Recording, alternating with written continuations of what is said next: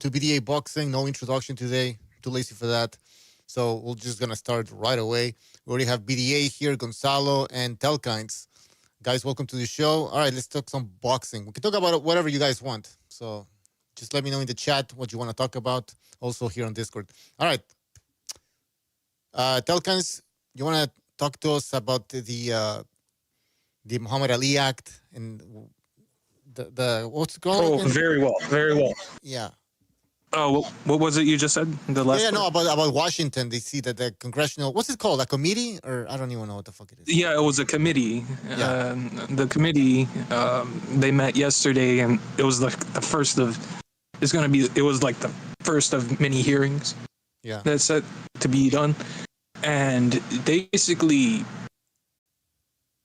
stated that there was a lot going. Oh, excuse me. There was a car passing right there. It was basically stating that, you know, they had all this shit being pushed. You know, let's look at the people who were there, the four witnesses at the table. Okay, we had Mr. Foster, the director of the California State Athletic Commission. We had Mrs. Ali was there. We had Mr. English, who was obviously, which is on my side of this whole entire ordeal, pushing the reasons why they shouldn't push the bill. And then the fourth individual was Mr. Epstein, the executive of Zuffa UFC. So, yeah. All these, only Mr. English really seemed to bring up the really important points. Everyone else was just pressing, you know, health benefits and this, that, and the other. But in return, like Mr. English pointed out, that you must acknowledge that all the money and misplacement, you know, that's gone on with Zuffa, you know, how can you trust that? And even one of the congressmen even pointed that out. Multiple congressmen kind of pointed that out, to be honest. But I know one of them was that Ilhan Omar woman. That was probably the smartest decision she ever made, is being skeptical over this bill being pushed, you know, against foreign investors trying to swing, you know, the sport a certain direction, you know, for American boxing. Yeah. And this bill is being pushed by a foreign investor, the Saudi Investment Fund. So that is a big red flag, and that is one of the reasons why this bill is not going to pass. Well, okay. We'll see. Because didn't California support it? The amendment of the act? Yeah, they passed it behind closed doors without inviting any fighters. Didn't like three fighters speak about it though? Didn't they get a chance to? Or am I fucking confusing some other event? They didn't invite the fighters like they should have. Like you can't just pull. Even then, you can't just pull a little bit. You know, you gotta talk to multiple fighters. All right. Well, I think people want to talk about something else here in the chat. They're like, "What the hell is this? This is the Ali Act," but I guess it's too technical. It's not interesting for some people. I mean, it's I mean, I will say, we gotta spice it up a little bit. We gotta spice it up a little bit when explaining it. But it's a very interesting subject because boxing is a huge monolithic institution, man. I mean, it's been around for 100 years. Obviously not in the same way that it is now, but it's been building up layers upon layers with this. I mean, finally people are catching up with the whole sanctioning bodies thing and how they should be gone. But it took their darling Crawford to start going. I mean, but that's what worries me about this. The only reason why a lot of people are siding against the WBC is because of Crawford. My worry is once this whole thing dies down, are people going to go back to respecting the sanctioning boys, or are they going to keep the same energy that they are keeping now? That's what I want to know, and that's what I'm worried about. But ultimately, yeah, listen, the boxing establishment has too many layers, and I've said it before, if you want to make boxing great again, there's a couple of key things that need to happen. First of all, people like to think that boxing, well, it's all the other sports, NFL, NBA, MLB, NHL, they beat boxing. That's what they think. It's because they're more entertaining, and that's why people can't get into boxing. However, back in the day, even back in as recently as the 1980s, boxing was still a premier sport. Okay, so the sport itself is what sells. The thing is, it was relegated to the cavernous realms of premium cable, and it resided and languished there for about 30 years, and that's why it's become the niche sport that it is now. So my argument is, the sport itself is still very, very good. If you were to put it on national television somehow, I know it's pretty much impossible right now, but if somehow that could happen, I guarantee you deliver the great fights to the people, it becomes a popular sport again, because it used to be before, nothing changed. But I mean, a couple of things have changed now with the back foot bitches and the people allowing even people defending clinching, which is amazing. It's against the rules, as stated by the IBO at Association of State Athletic Commissions, just go on and on. But so the sport itself is still the same. Now, the thing is, too, you got to change a couple of things. First, the best have to fight the best. So with the Sheik, we might be having that more and more, right? That's already established. Enforce the rules. That's the other thing. You got to enforce the rules. If you don't enforce the rule, the sport can dwindle, the entertainment factor. Because one guy's allowed to cheat by clinching and the other guy can't. Look, I picked Devin Haney to beat Brian Norman because I saw that Norman was too green. However, I can't help but wonder what would have happened had Haney not been allowed to clinch.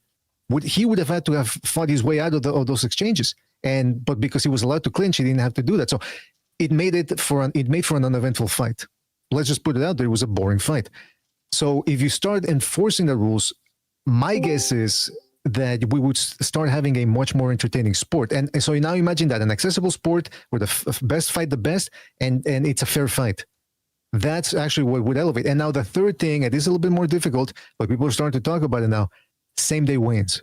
I was listening to Chris Algieri on the 3 knockdown rule, and Steve Kim proposed the idea, and Chris Algieri said, yeah, but he pointed out the fact that people are going to keep dehydrating themselves, and that's highly dangerous particularly in boxing, because if you're dehydrating yourself, and Gonzalo knows very well about this because he used to talk about this a lot with Alfonso Gomez, you dry the brain, you deprive it of liquid, and it becomes more susceptible for hematomas and brain damage. Yeah. But my thing about it is they have to try it, because there's going to be some nut jobs out there who are going to still try to cut a lot of weight, but physically it's going to be impossible. Like Devin Haney, if there were same-day weigh-ins right now, he would not be. I don't even think he could make welterweight, because he looks like he walks around with that big Easter Island head of his. He looks like he walks around as a super middleweight. So ain't no way he's going to cut 28 pounds to make 147 or thereabouts, the 20 pounds, let's say. It would be impossible for him to dry out that way and then a couple of hours later fight. It's impossible. So those guys, no, it's not. They wouldn't. There's a What I'm saying, Amok, what I'm saying is he could do it, but he would get knocked down in the first round, is what I'm saying. So that's why he wouldn't try. I mean, he could like do a Mikey Garcia. Remember that he collapsed? No, I was just gonna say he could be on on Snack. Sorry, I'm trying not to cough. Snot. another one of Amax patented wordplays, right? Yeah, but so that's I'm gonna be finished soon. So that's what I'm saying is same day weigh-ins, so that you got fighters fighting in the same weight division. So thereabouts, enforcing the rules, and the best fighting the best. That's how you make boxing great again. I think. Well, they need to do something about these weights. I mean, maybe like what's the rehydration limit should be applied.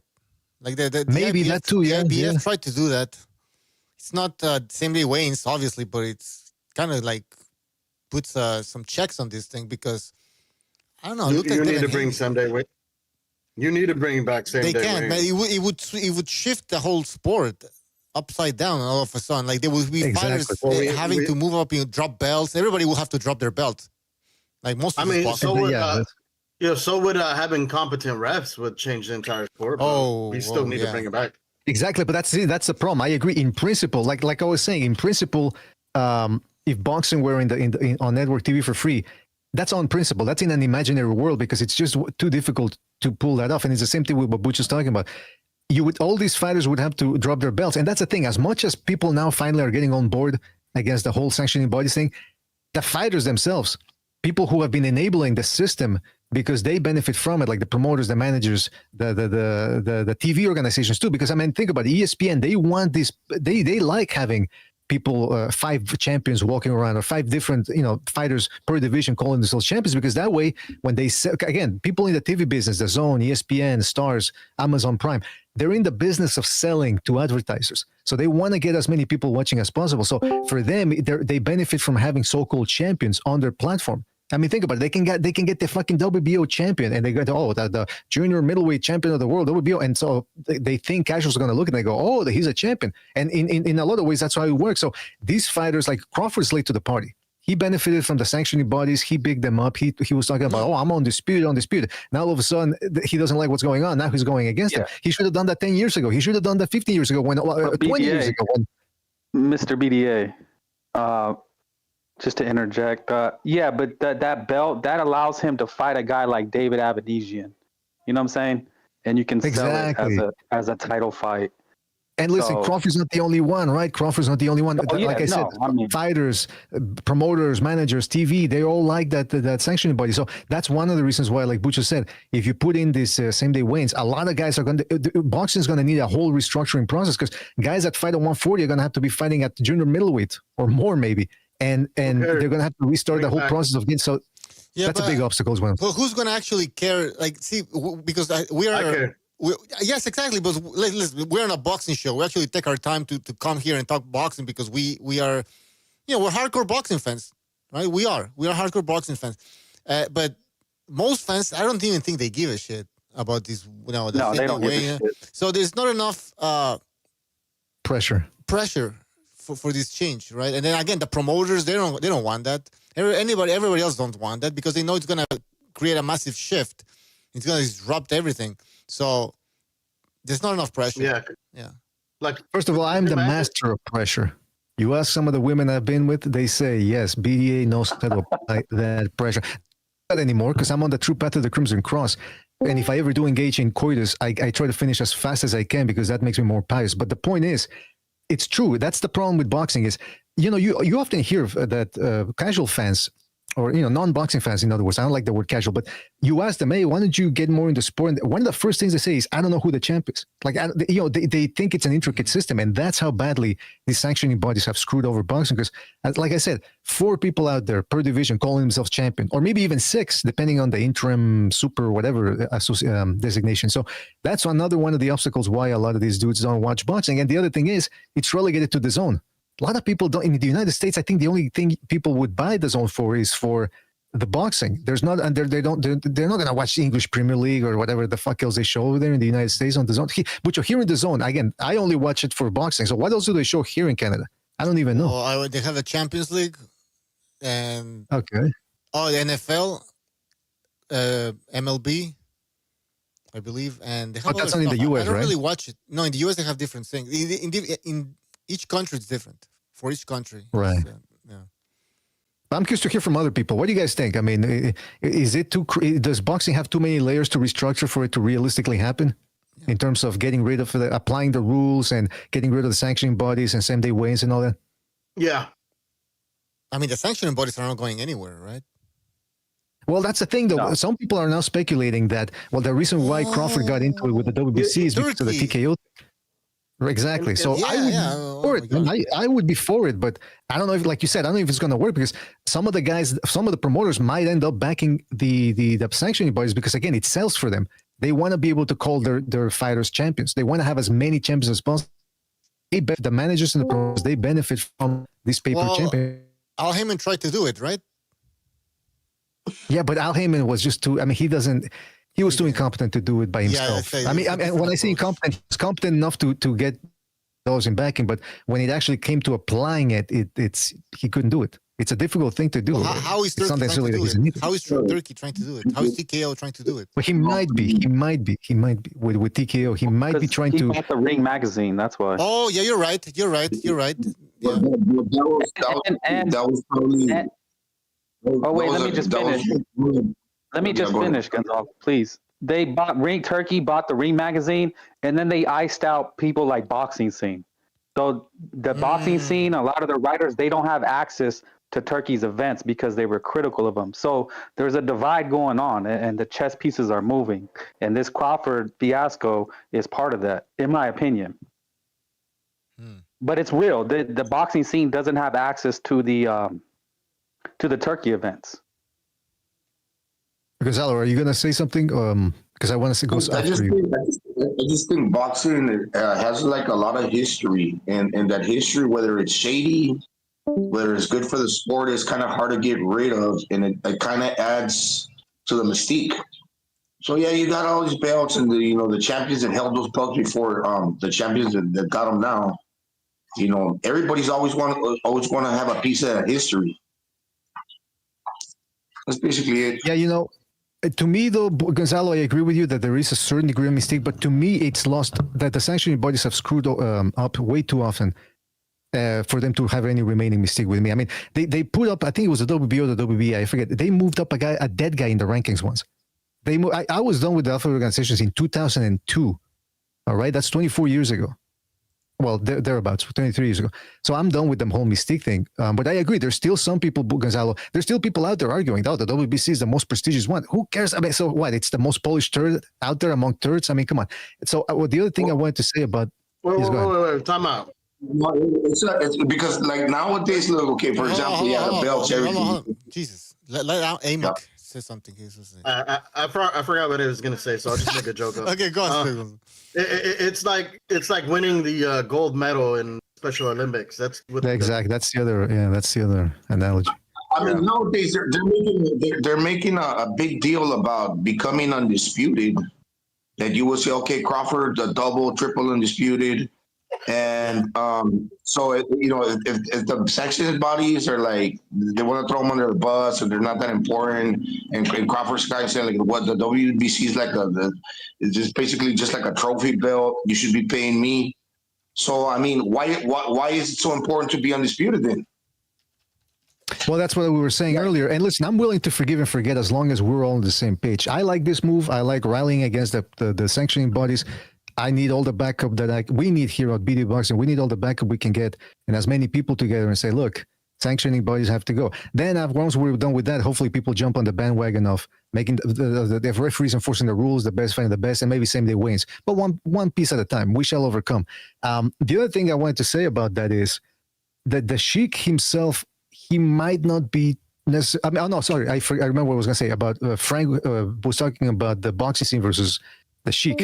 It is true that they've been freezing out some people over at boxing scene. The Sheik and the Riyadh season, they have been preventing boxing scene's writers from covering the event. There's also some allegations of who was it? Somebody who used to work at boxing scene and then moved to Ring magazine and then back to boxing scene. I forget the name. I have the article here somewhere. Said that the Sheik or somebody, a representative of the Sheik, I think it was the short guy he has this weird attire in all the press conferences. He's the one that's always holding the belts. What's his name again? He's the head honcho now, Ring magazine. One of the head honchos. Anyway, Rick Reno.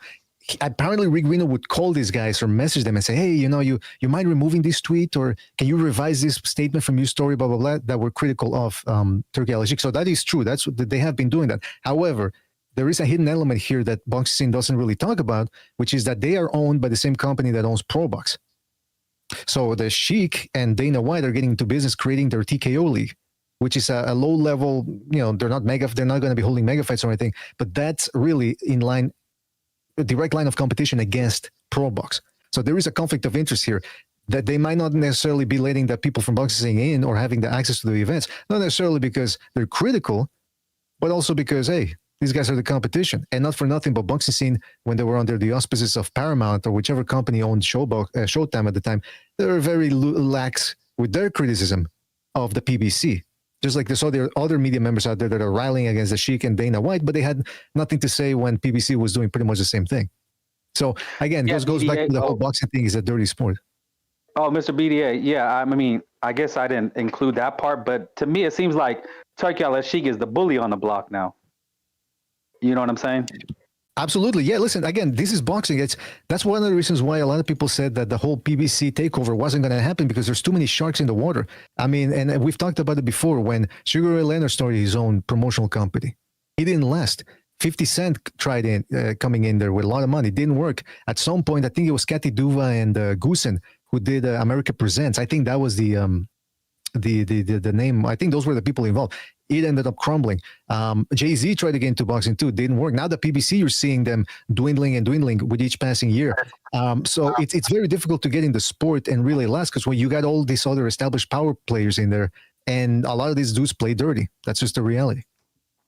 Yeah, I think Suleiman's lost his mind with that Fulton thing. Fulton moved up and he just blew the weight, and now they're trying to give him a chance to win an interim belt at 135. I'm telling you, man, these people are snakes, all of them. But right now, the WBC, they're the ones in the crosshairs, but all of them are.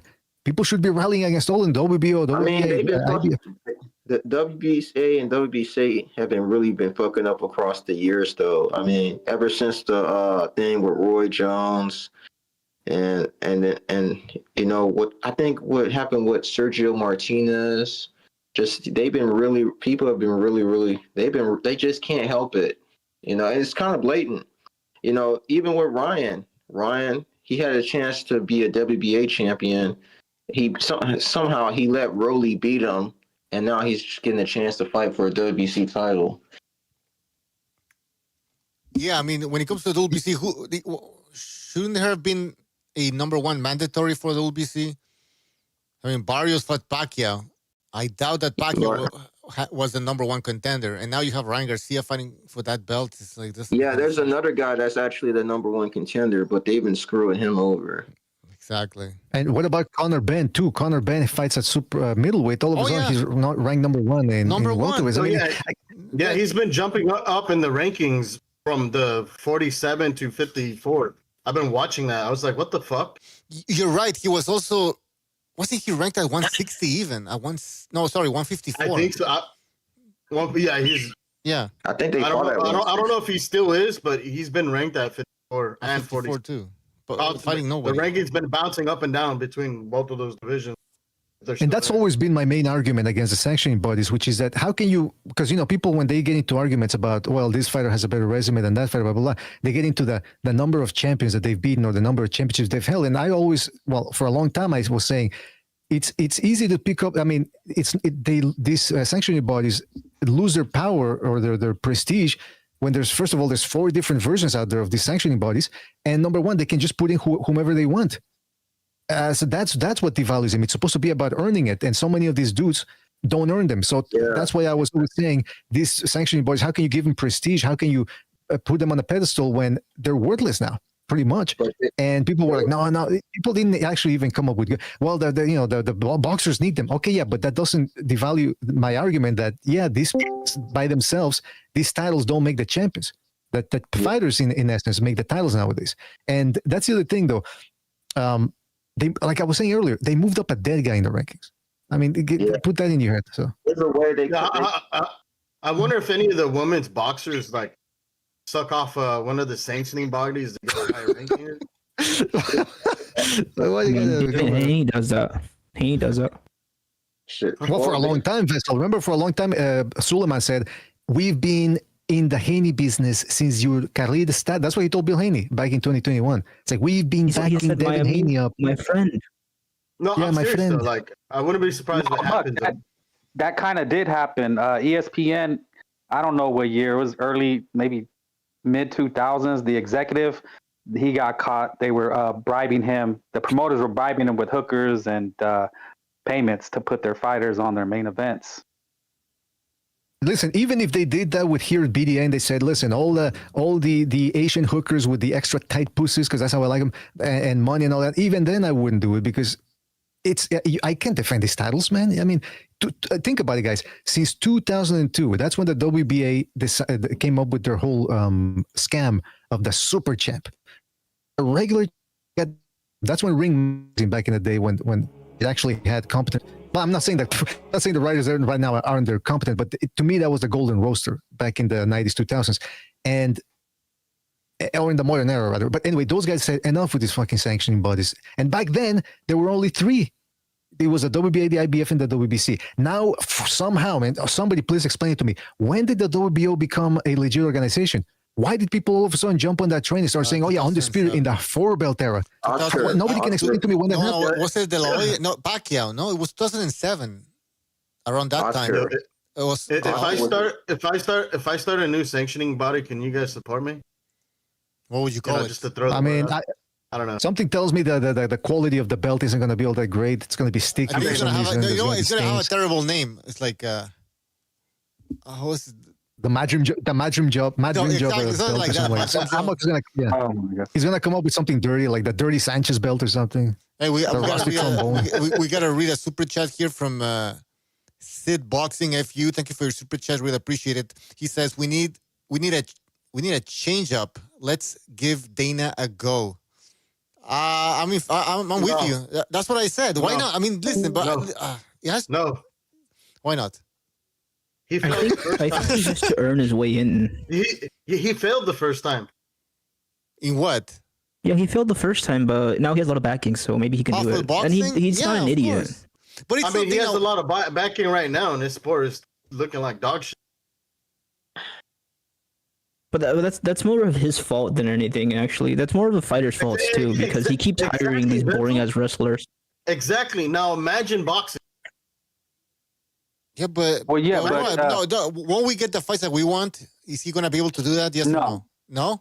Okay. Yes. No, yes, man. The fighters still have some autonomy. Yeah, but look at what happens when you give them too much autonomy, too much freedom. That's bad, right? Yeah, but Bucho. But also look at you got to be able to preserve your stars. They can't fight 4 tough fights in a row, especially in boxing. It's just not feasible. Can there be a compromise? Because sometimes we don't even, they don't even fight anybody, right? Well, yeah, maybe like 2 super fights and then 2 gimme fights. At least 4 times a year. That's what I remember it used to be. De La Hoya would fight a scrub to set up a big fight. Shane Mosley would fight a scrub, and then they fight in the next fight. Yeah, that's kind of how it used to be. You can't keep fighting tough fighters all the time. That's not realistic. I know that you guys are gonna hate me for saying that, but you look at the UFC can't sustain their stars because they're in tough fight after tough fight. It's just not possible to build a superstar. Says Mr. Pelavaca says, "Fuck the fighters, bro." Some people but you can understand why some people are frustrated. Right. Let's be honest. These guys sometimes they don't fight anybody. Some of them are greedy. Some of them are very greedy. Some of them, dude. Some of these boxers. Who did what? Shakur said, "Fuck the fans," right? Like, what kind of boxer is that? Yeah, fuck him. Well, but you got to understand, those are just they're the small. They're the small. Most of the boxers never even get to touch that type of money. But it's just the ones that we constantly see. That talk like that. Yeah, I'm sorry, I interrupted, but was it Bucho or BDA? You said, will Zuffa, Dana White survive? Are we just going to watch it because it's boxing, or are we going to look for the names and the stars? And that's what I'm saying. Speaking for myself, I watch the pro box because the fights are entertaining, and I know who these guys are, most of them. And if I don't know about them, I find out about new guys. So I think hardcores definitely will be watching, and whenever I tune in on pro box on YouTube for free, there's a lot of people, a lot of activity in the chat. And now sometimes we have, what's the guy's name? There's a guy in the Discord here. He's always talking about Mexican boxing #1, and he's always pissing everybody off there. But what I was going to say is, I think people would watch it. Now, the other thing is, what was I going to say? Oh, yeah, you guys were talking about the activity. Forgot to mention that too, as it pertains to making boxing back into what it used to be, or at least a semblance of it. Guys need to start getting active. Now, Frank did bring up a great point that if it's the type of grueling schedule that they have over at the UFC, where these guys are always, they're fucking brain dead by the time they're 35, then it's a problem. My thing was always, look, I don't mind a boxer having 2 subpar fights in 1 year if he manages to get 2 good fights that same year. And that's where it comes from, activity. Steve Kim's been talking about it for years now, that activity, that the activity level of a lot of these dudes has been dwindling because of the lack of promotional or rather broadcast networks out there. There's only so many dates that they can create. So that's why you see a lot of these guys like Abdullah Mason. If he was fighting in the 90s or 2000s, he would already have about 25 fights right now. But the fact that they're only able to get him 3 fights per year, which is ridiculous for a prospect. These guys should be fighting 5-6 times a year. And it's the same thing with the high-level guys. Remember how people were making a big deal about Canelo fighting 3 times a year? He was the guy. He was one of the top guys who was the most active, and that's only by 1 or 2 more fights per year. Nowadays, look at these dudes like Crawford, Usyk. They only fight once a year. Ino is one of the exceptions. All the other top guys, the rest, most of the guys in the top 10, they only fight at most twice. I mean, look at Benavidez. He fought once in early 2025, and then he took about 9 months to get another fight. Yeah. And that's it. He has this year 2 fights. And like, that's why I don't give a shit about Crawford. A lot of people I've been a huge Crawford fan, but I kind of don't care about him because he doesn't really fight like that. And he's getting to the end of his career. People talking about this is Crawford's era. I'm like, I've been following Crawford since I started watching boxing. He's only had 3 major fights, and that's only 2 really. It's Errol catapulted him. Then he had that fight against the Uzbeki guy. Then he had Crawford, and I think he's 38 now. So I don't know how much time he has left. But people have always known that he was a real dude. He's a really good boxer, but he never, because PBC was freezing him out, and really his career really suffered from. I would say he still has a lot of time because he's still fresh. He's not really battle torn. Well, I mean, I think that he doesn't look battle torn in that Canelo fight because nothing really happened for the most part in that fight. I mean, you look at the punch output and everything. There were some highlights where Crawford's teeing off on Canelo, and if you just look at that, you can start believing that happened throughout the whole fight. But most of the fight, nothing really happened. And then when he fought Madrimov, completely different fight, a competitive fight. I think Crawford struggled. So maybe that is the real level of Crawford when he fights somebody that's actually has a pulse, right? But Canelo's done. He's been fighting for 20 years. Well, that's the thing. It looks like he's done. I mean, you can be throwing haymakers like that and try to win the fight. So, Crawford, because are we saying Crawford's fresh? I don't know. I would disagree with that. Yeah, no, it's just... We will have to find out against somebody else. If he fights somebody else and beats him and shit, and somebody's like alive in the ring, then yeah, you're right. The issue is, who does he fight, though? Like, that's a name that he can beat. Because I feel like a lot of the names that he has to fight, he can't beat anymore. Yeah, and then how many wars has he actually been into? Actual wars. Dude, boxers age overnight. Yeah, he has. I think even if you gave this dude a bunch of dates to fight, he would. I think he's comfortable now with just fighting once a year because that way he can be selective. I mean, if he would have to go through 3 of the top guys in junior middleweight, that's a big risk right there. And who knows? I mean, think about it. He's only fought 5 times since 2020. So he's been very selective about how and who, when and who he fights. But in terms of the other guys, for example, Teofimo Lopez, that's another dude. That's a top guy in his 20s. He's only going to have, how many times did he fight this year? He fought Barboza, and that's it. Did he just? Yeah, Teofimo is really he's really plateauing in terms of growth.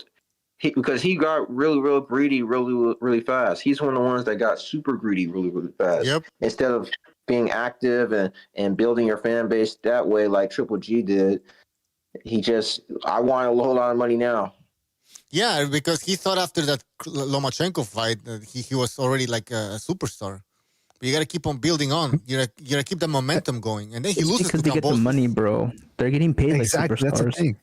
And that's exactly, Vessel. Yeah, they a lot of these dudes think they're superstars. Look, Teofimo Lopez. You look at his record, his dossier.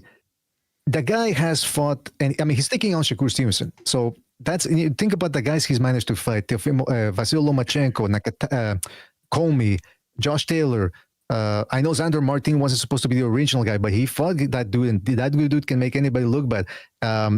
Jermaine Ortiz, who can be a stinker or a tough fighter when he chooses to be, but he didn't choose to be that night. And Barboza, a lot of people were picking Barboza, by the way, to win that fight. So it wasn't a gimme. It might look that way now afterwards because Lopez convincingly beat him. But Lopez does take risks. But that's a problem. All those fights that I've mentioned, they've been spread out for about 6 years. Like Bucho said, if he would have maintained, I mean, his profile was red hot after he beat Lomachenko. And what did he do? He lingered on for a year, getting into contractual battles with Top Rank. And then by the time he steps in there against Cambosos, he ended up losing and he killed the momentum. After Josh Taylor, I don't know. Again, that's Top Rank's fault too, Wait, though. That's not BDA. Teofimo Lopez's fault. But why did they put him in there against Ortiz? I mean, this dude is because Ortiz in his last fight, it was a banger. His fight before that was a banger. That's true. That's true. Yeah. Okay. You're right. Yeah. You're right. I mean, I guess. I have So I something think to that add to back your off. point, BDA. There's something you kind of forget about this. It's a lot of these boxers have outside issues. Teofimo stood out after Loma because he was fighting with his baby mama. Do you not remember that? Exactly. They Yeah. were like fighting on Instagram and then on Snapchat and shit. Yeah, I heard she. Ryan Garcia the same shit. Tank Davis the same shit. Haney for a year he was up and down fighting this other bitch. So these people are always fighting somebody outside the ring. That's why they're never. But think about that. That's another dude. Evan Haney, Shakur Stevenson, Teofimo Lopez. They have only been fighting. They're only going to have had two fights. I mean, Teofimo Lopez one fight, and those two other guys only two. And then you take a look at Gervonta Davis, the so-called. Remember how people were pushing him as the face of boxing back in 2023? It was called the Four Kings, right? Like the Four Kings era or something. That's what they were trying to say. Right. And look what happened with Gervonta Davis. One fight this year, and he was supposed to get two, but it didn't really count because it was going to be an exhibition in a circus fight against Jake Paul. So. Come on, man. I mean, these dudes need to step it up. And as much that Sheik is there, he's trying to give them opportunities, but they're not taking it. They're content with fighting. And that's the other problem. If the Sheik overpays these dudes, then they're going to be content with fighting twice a year. Who made that argument here? Somebody had made that argument, said, yeah, BDA, but if these dudes, if you gave them a chance to fight 3-4 times, they probably wouldn't do it, depending on the payday. If the Sheik is spoiling them and wiping their asses and putting talcum powder on it. I brought that up before. No, it wasn't you. It wasn't you. No, I brought it up before. You probably mistaken. You said that. No, he probably said something about triple G string or something. Another one of his made up names. And no, I brought that up before. Okay. About fighters overpaid. Julio, it was a good point, is what I'm saying. Yeah, Kung Fu TV is also about it. Yeah, I remember Julio saying that. That was a good point. But what do you guys think? Do you think that if most fighters even get the chance, hey, listen, Turki Al-Sheikh says, hey, I got 3 spots for your 4th spot. Do you think they take him, or do you think they'd be content with just fighting twice a year? I think twice. At least half of them, probably more than half, would say that they want to fight only twice a year. Yeah. I mean, remember back in the reason why a lot of old school guys back in the 40s and 50s and pre that, the reason they had losses was because they would fight 6 times a year, and some of those fights were non-title fights, like Sugar, not Sugar Robinson, but Sugar Robinson has had a bunch of losses too, and some of these dudes, Sugar like Robinson I said, had a bunch of losses. I mean, think about it. Even Roberto Duran, we're talking late 60s, was taking non-title fights. That's when he lost to not Juan Laporte. What was the guy's name who died of AIDS? De Jesus. Thank you, Esteban de Jesus. Yeah, he lost the first fight to de Jesus. That was an exhibition fight.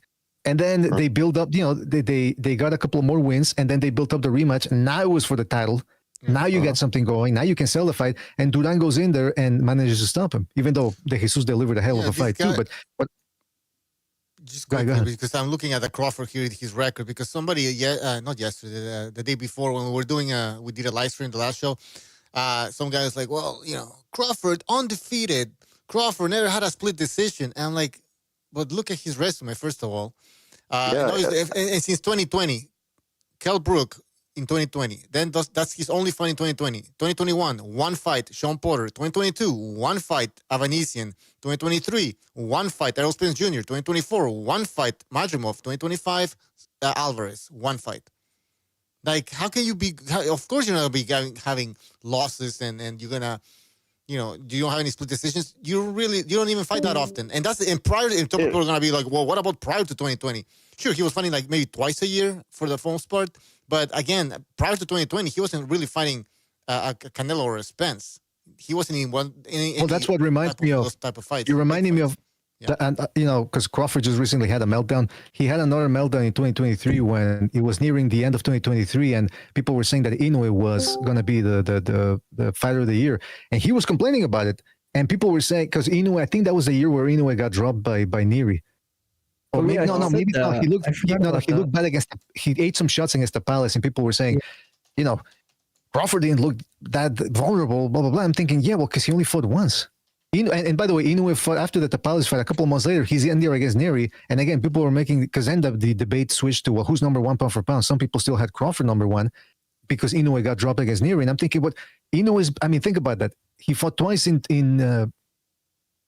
how many times did Inoue fight? No, he fought 3 times, I think, in 2023. Whatever he was fighting more than Crawford. So yeah, it's easy to look, but when you're taking on these tough challenges after tough challenge, whereas the other guy's only fighting once a year. So I mean, that's what I'm saying is.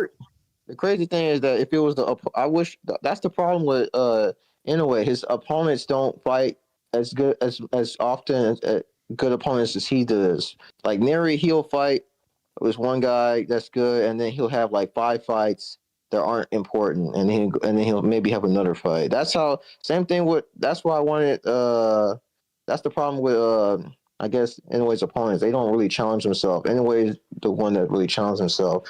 So that's why I was hoping he'll move up to featherweight so he can have more interesting opponents. Because the guys at junior featherweight, they're not really fighting anybody, and they're getting opportunities to fight Inoue. So it's kind of weird. Well, MJ, I mean, I can agree with you with the maybe Neri. I don't remember what his schedule was pre-Inoue, but Cardenas, I think, had been pretty active. And MJ, Akhmadaliev, that's the guy. Some people were... He was feasting on bombs, bro. He was beating up on dudes that weren't good. MJ was not. I know, but he was making them. I mean, what I'm saying is he was making them look like bums, and that's the guy that a lot of people were saying, "Oh, Inoue was avoiding him. Inoue was avoiding him." Look what he did to the guy, 12-0. I mean, that to me, that's impressive. I disagree. I thought MJ won a round or 2 at least. Okay, I wonder why. The commentators were definitely cucking Inoue. I wasn't listening to the commentators, by the way. I wonder why Crawford's complaining when he's not even going to defend none of these titles at 168. Yeah, you're His right. Style, rumor I heard he's going to fight the guy who Lara fights. Let me tell you, he is a better boxer than Canelo, but the one thing that he lacks that Canelo has is a better chin. That iron chin of Canelo, including with his defense, is what brought him up to that weight classes. He doesn't have an iron chin like Canelo. So his best chance is to go down at 160 and challenge whoever's top dog at 160, which was the worst one was Janabek. Worst one was Janabek. He dominated him. Canelo got dominated, man. The fuck are you talking about? My guy, I put money on fucking Crawford to win. I'm here talking about what Crawford's capabilities are. I'm just messing with you, dude. Calm down. Dang, bro. I'm telling you straight up because you're the wrong way. I'm telling you straight up. I'm not telling you I'm a Crawford hater. I'm telling you he ain't gonna defend his fucking titles at 168. Yeah, he doesn't belong there. I mean, no. Even though he looked big as fuck, though. I mean, he didn't look like little podcast. Somebody posted a picture. Good, bro. Like he needs a good chin to be that small, and with his boxing prowess to fucking beat even like lights of a Shariz guy. Like even a Shariz will destroy Crawford. Yeah, I mean, hold on. These guys at super middleweight are not going to be throwing the amount of punches Canelo through. Like one haymaker at a time. They're going to throw more. By the way, I got to. Yeah, that's what I was going to say though. I disagree about Crawford not belonging at 168. I mean, he said it himself. He felt good at 168. His trainer said it. He's been weighing 180 pounds since 2018. Since he was, I don't know how he made welterweight. Again, like, shout out to Snack. But yeah, he belongs at super middleweight. That's where he should have been years ago, according to his trainer. And people can say, his trainer with those guys. He cannot fight but he can't fight at that division. He's not. He can't. His chin ain't gonna hold up, bro. So it will behoove him to go down to 160. But the thing is, his best competition was Janabek, and you know what actually happened to that dude. So, and I don't know what secretive shit's going underneath that fucking. Wait, Gypsy, I want to say something here. He was going to fight Janibek, the winner versus of Lara and Janibek. He was going to fight them, but some very sus things happened, and now Janibek is not fighting that fight, and he's still going to fight the winner of that, by the way, of Lara versus the other Mexican dude. Nah, you think what? You think Crawford's gonna? Really strong rumors, bro. You think Crawford's gonna fight the winner of Lara versus Johan, whatever? Fight 68. Turkey offered him 4 different fights. Nobody. Now listen, I don't care how big a fan. I don't care how many boxing hipsters there are out there that love Crawford, like Teddy Atlas and all that. They could not. They would not be able to support that fight or defend it. Him against Lara. I mean, come on. Nah, Lara was never. He was never a seller. They won't be able to sell that fight. It'll be terrible. Exactly. That would put to rest all this whole discussion that some people are saying that Crawford's the face of boxing now. Whether he can if sell it that or thing, not, they want that fight. They want him to be 4-time undisputed. It's like he had a shirt on that 4-time undisputed. They want him to four. I don't mind you become 4-time. I would like to see a 4-time undisputed Crawford. But when you fucking take out Janovich in the fucking process, bro, that's a stain that cannot be fucking removed, bro. That's the best guy at 160, bro. Yeah, you but know, I don't you're think gonna that- sit there Janovich and will fucking stop make this Crawford. excuse of I've been steroids saying and this shit. before. Yeah, Janovich will stop Crawford. Johnny Black's I think the good. same. I don't know why I you think guys the keep same. hyping. What's that? I think, I yeah. said Johnny Black's not even that good. I don't know why people are hyping. Yeah, I don't think he's exactly. I that mean, good, but he's No, clearly giving he it a did. bad You know, fight. he's like better. from Central Asia. He has like some sort of Golovkin. I mean, I haven't. I no, seen he's him. not. He's I'm not okay. saying that. I'm just. Yeah, But not you. he's Yeah. he's a bigger man. Janovich's a bigger man. He's tall. They took a picture together. He's way taller. They got too. almost the same reach. Crawford has So- never beaten a guy with a guy that has more reach than him. Janovich doesn't have more reach than him, but it's Benavidez? close. Crawford's Benavidez never have been more a reach? guy that can set traps like Janovich going backwards, has power and forwards. Janovich sets traps going backwards, he sets trap going forwards, and he's the longer just too reach, more much. powerful puncher. This is a Yeah, dangerous right, fight for him, bro. Gypsy, There's nobody Gypsy, that they Turkey compare him to Victor offered Postol. this Victor fight to Postol is not on that Crawford. level, man. Victor Postol can only Postol. set traps going forward. He can't set traps going backwards. He can't do that. It's Yeah. not his At this style. age, it's just too much. And Janovich, I've seen the pictures, man. Janovich, he's good. He's bigger. He's just not good. He's also bigger, so it'd be tougher to handle with. I don't know. We thought Canelo was gonna be bigger, and then we watched the But fight. Canelo, I posted a picture. Canelo's not tall. Like Canelo's Fight- not taller than him. So offered this fight before the Canelo fight, and he said no to it publicly. But I have Crawford. If they were to fight, I have Crawford. 8 rounds. I don't know who I have on this, but Crawford clearly doesn't want this fight. I don't know why. You think so? No, he doesn't, because Turkey offered him this fight before the Canelo fight, and he said no to No, it. it's just that Canelo's more. It's you beating Canelo gets you more. That's all. Yeah, more money. It's obvious. Oh, maybe. It's probably the money Yeah, thing. but don't But fuck the guy's seriously, Canelo career needs to up with a retire. fucking tarnish. Don't fuck his career up with a bullshit ass fucking claim that he's fucking dirty when he's actually not. The first test came out Yeah. fucking negative, and the second test came out positive right before the fucking fight, like in the fight week. That's fucking ridiculous, bro. Hey, Gypsy, why are you? Hey, Gypsy, why are you so angry? Why are you so angry today? Well, because it's nasty, bro. It's a dirty thing, bro. Like I'm expecting a good fight. It's dirty, bro. Like it's very fucked up. At least Just like, hold when you the talk whole about picture, Canelo bro. when he dehydrates his opponents, he dehydrates his opponents. It's fine, okay, because he's dealing with a bigger guy and he dehydrated but he didn't do it often. He only did it like maybe 2 times in his entire career, or 3 times maximum. But to fucking stain a guy's resume, his whole career, because you don't want to fight him, you stained it like forever, bro. Like you pretty much fucked it all up. Like anytime he wins, they're gonna call him a fucking, pretty much a dude that cheats, which he's not actually that guy. Like it's fucked up, man. Yeah. Point But- down to think about it. Boxing is one way or another. Yeah, that's the problem with it, one way or another. But for what happened to BDA? He's gone. I guess he'll probably be back. Yeah, he's working right now. B-Day's like clearly like pimping hoes, selling crack, doing a bunch of shit right now. No, don't say that. Don't say that. People are listening. Uh-huh. Keep it a secret. Keep it a secret. FUTV in the chat says Sorry. Crawford also Dr. Ortiz, who's bigger than Canelo. Is Ortiz bigger than Canelo? That's true. Dude, that was a blatant ass duck. The Ortiz fight was a blatant ass duck, bro. Interesting. There's no more blatant duck. For someone who Crawford loves talking shit, when Ortiz talked shit to him, he stayed silent, no reply. Well, Vessel, you didn't know that Ortiz ducked Crawford first? Well, maybe, but on the respawn though, like on as soon as he became undisputed, Ortiz said, "Okay, how about this? When are we gonna get it on?" He said nothing. No, because there's Ortiz fights like say. dead even.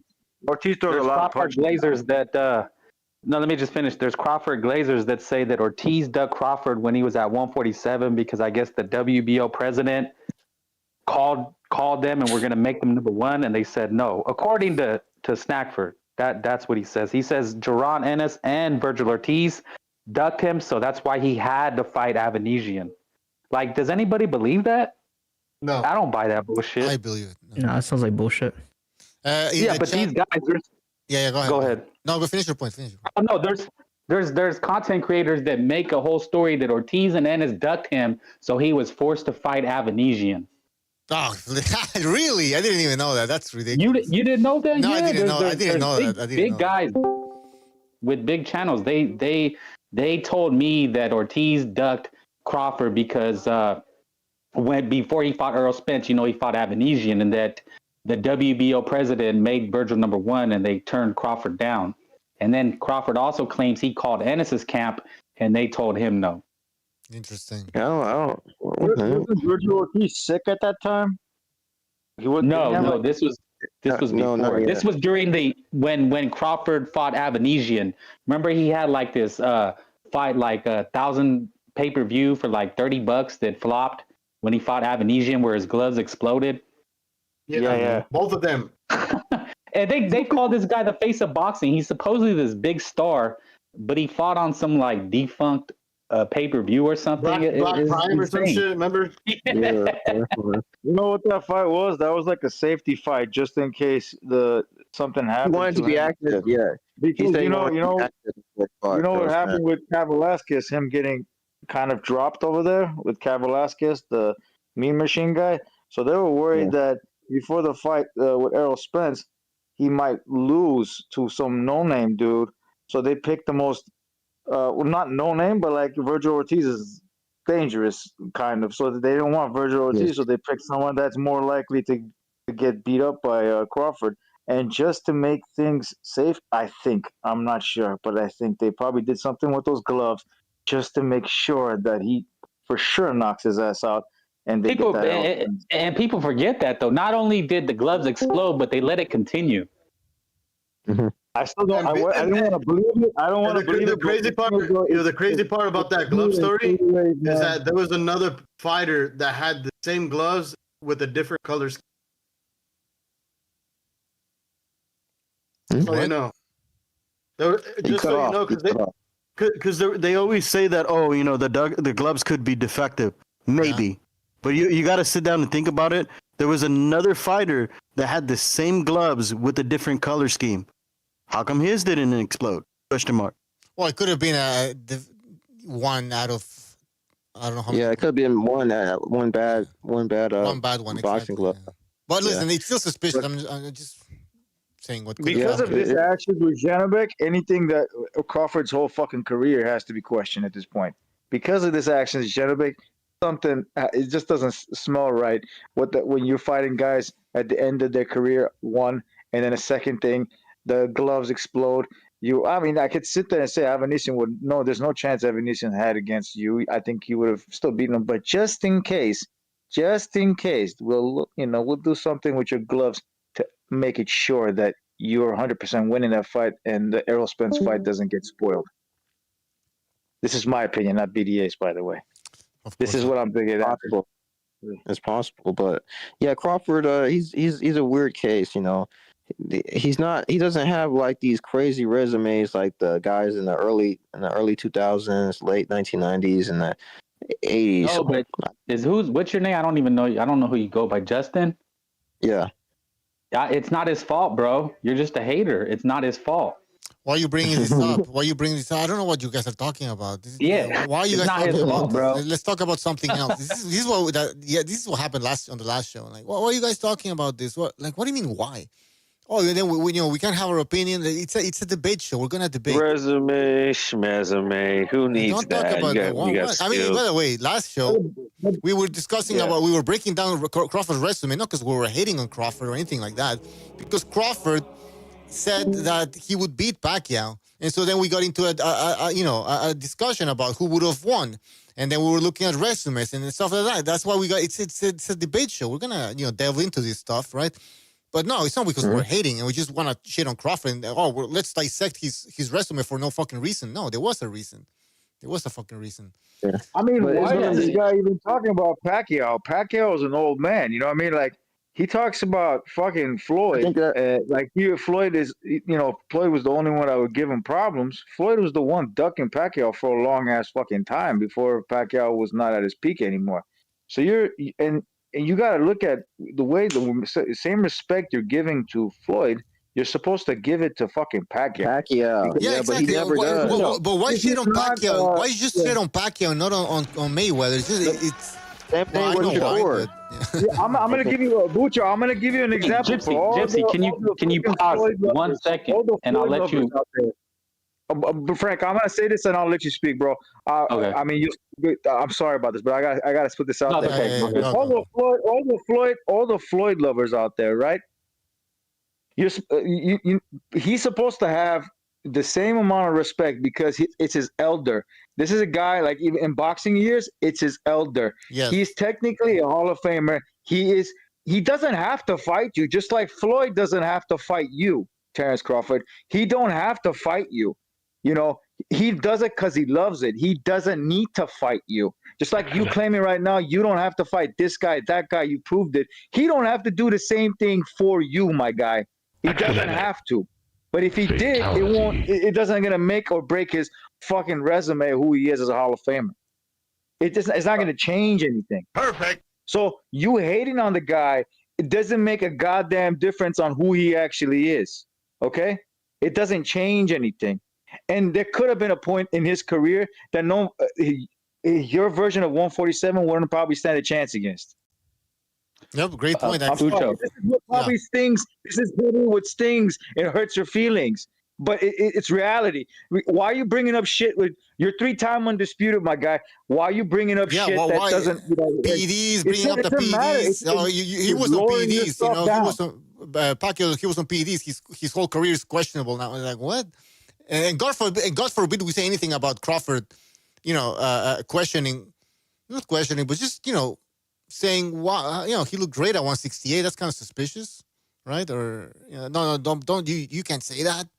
You can't say that. You know how you know he's on steroids? You know why he's on steroids? Because if he walks around 185, allegedly, when he walks around 185 and he looks like he has flabby ass stomach, like he did against Ilia Topuria, and all of a sudden that flabby ass stomach becomes at 168, it becomes rock hard with abs. Bro, you probably need to cut a little bit more weight than fucking 15 pounds.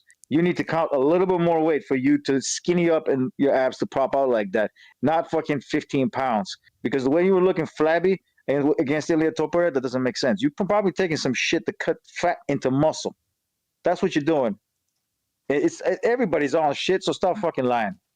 No, only Pacquiao. Only Pacquiao. Yeah, that's what I was gonna say, Lucho.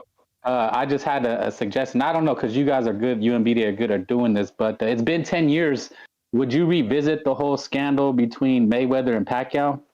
Yeah, if we bring up, we have to bring up, Well, you do those little breakdowns. Like you do I don't know. You guys do 25, 30-minute exposés and revisit it since it's been like 10 years. Oh, you want to do it like? Do you want a live stream or like just a video? No. When you guys do the videos, we those BDA documentaries, bro. One of those. We could, but it takes time right now. We're working on there's so many projects I have. But that would be great, man. That would really. Because it's been 10 years. I think it's.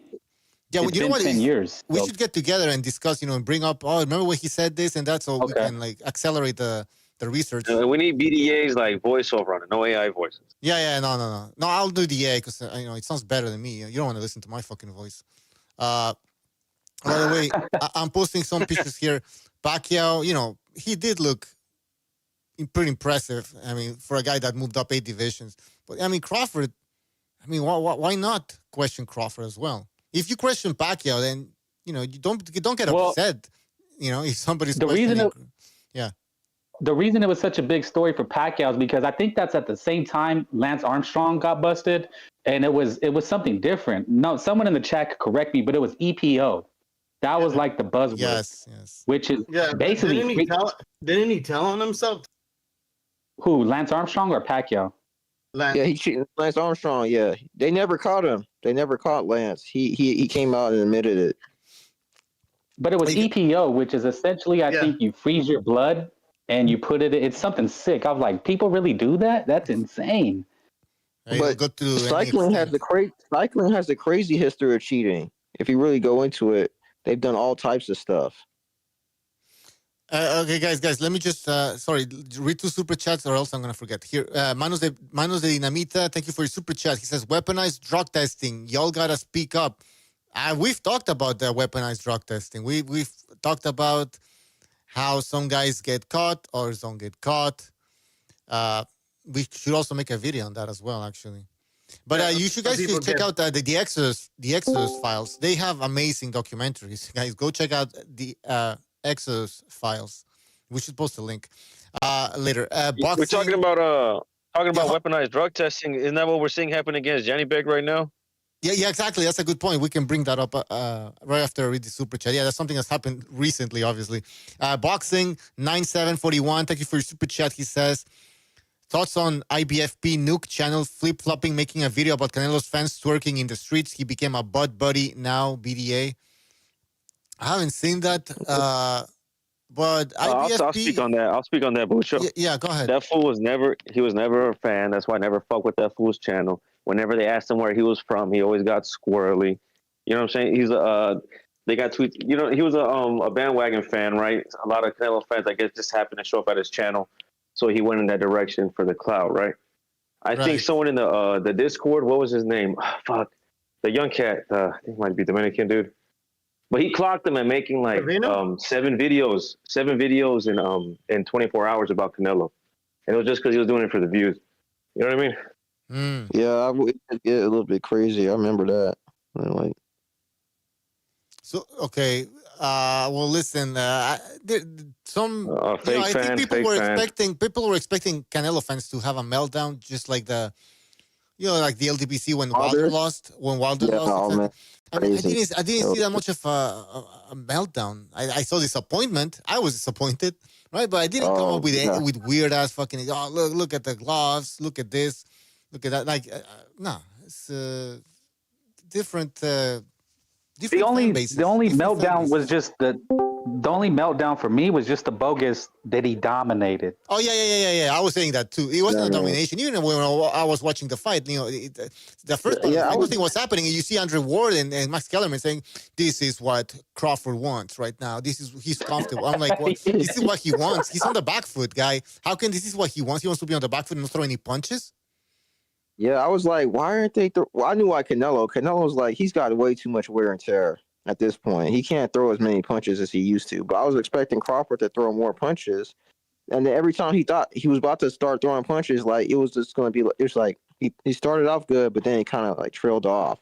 And it just went from picking off just jabs and then an occasional really good counter. And then I heard that he picked it up around the 11 and 12. I went to sleep, so I don't really know. But that's all I saw. Yeah, that's what. I can't blame you for that. But even look, they say a domination, right? But I say, look, the scores were close, right? It was 115. It was, yeah. But I'm telling, when I argue with these people, and they tell me it's a domination, I said, well, the judges had it 115, 113. The AI judge had it 114, 114. Say whatever you want about AI, but again, they said, well, that's because they cheat for Canelo. Right. So you can never win with this. I mean, if Canelo would have won, they would have said he didn't really win because Canelo is the A side, and then they're even complaining about the 115, 113, right? Like you said.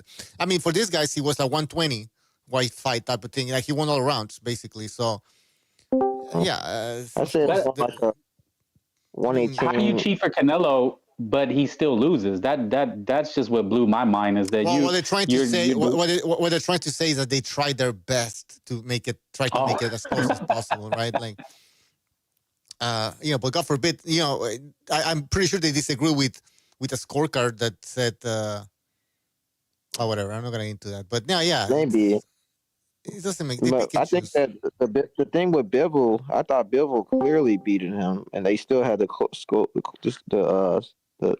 scorecards close. So yeah, I guess that's been the thing. That's been the thing around Canelo for a while. I think Floyd beat him clearly, and they gave him a draw. So, but again, when let me just say this: when Canelo fought Triple G the last time, the scores were close because Canelo dominated the first half, and then Triple G won maybe 4 rounds going late. So even in their last fight, it was only 115, 113. So I don't even then were they cheating for Canelo? Or Are you was talking it? about the, you talking about the third fight? Are you talking about the third fight? Yeah. Yeah. Listen, the listen. third If Canelo, I don't hear Canelo fans saying, "Oh, he whooped Golovkin the third time." Even though a lot of people don't even give Canelo that much credit for the third fight because Canelo Triple G wasn't the same. Obviously, he was in decline. But nobody's calling that a whooping. See, this word whooping, it's because these guys are just they're sore winners. I would say.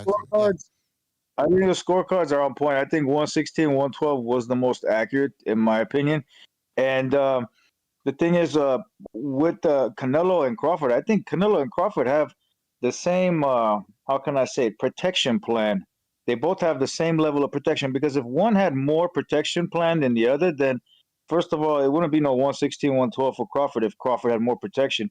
It would be like a lot wider margin on that side. Or if Canelo had the protection, we would probably see a split decision victory over Canelo Crawford would have, If Canelo had all the protection, you wouldn't have fucking Andre Ward and Max Kellerman commentating. You wouldn't have this comparison with Leonard Hagler.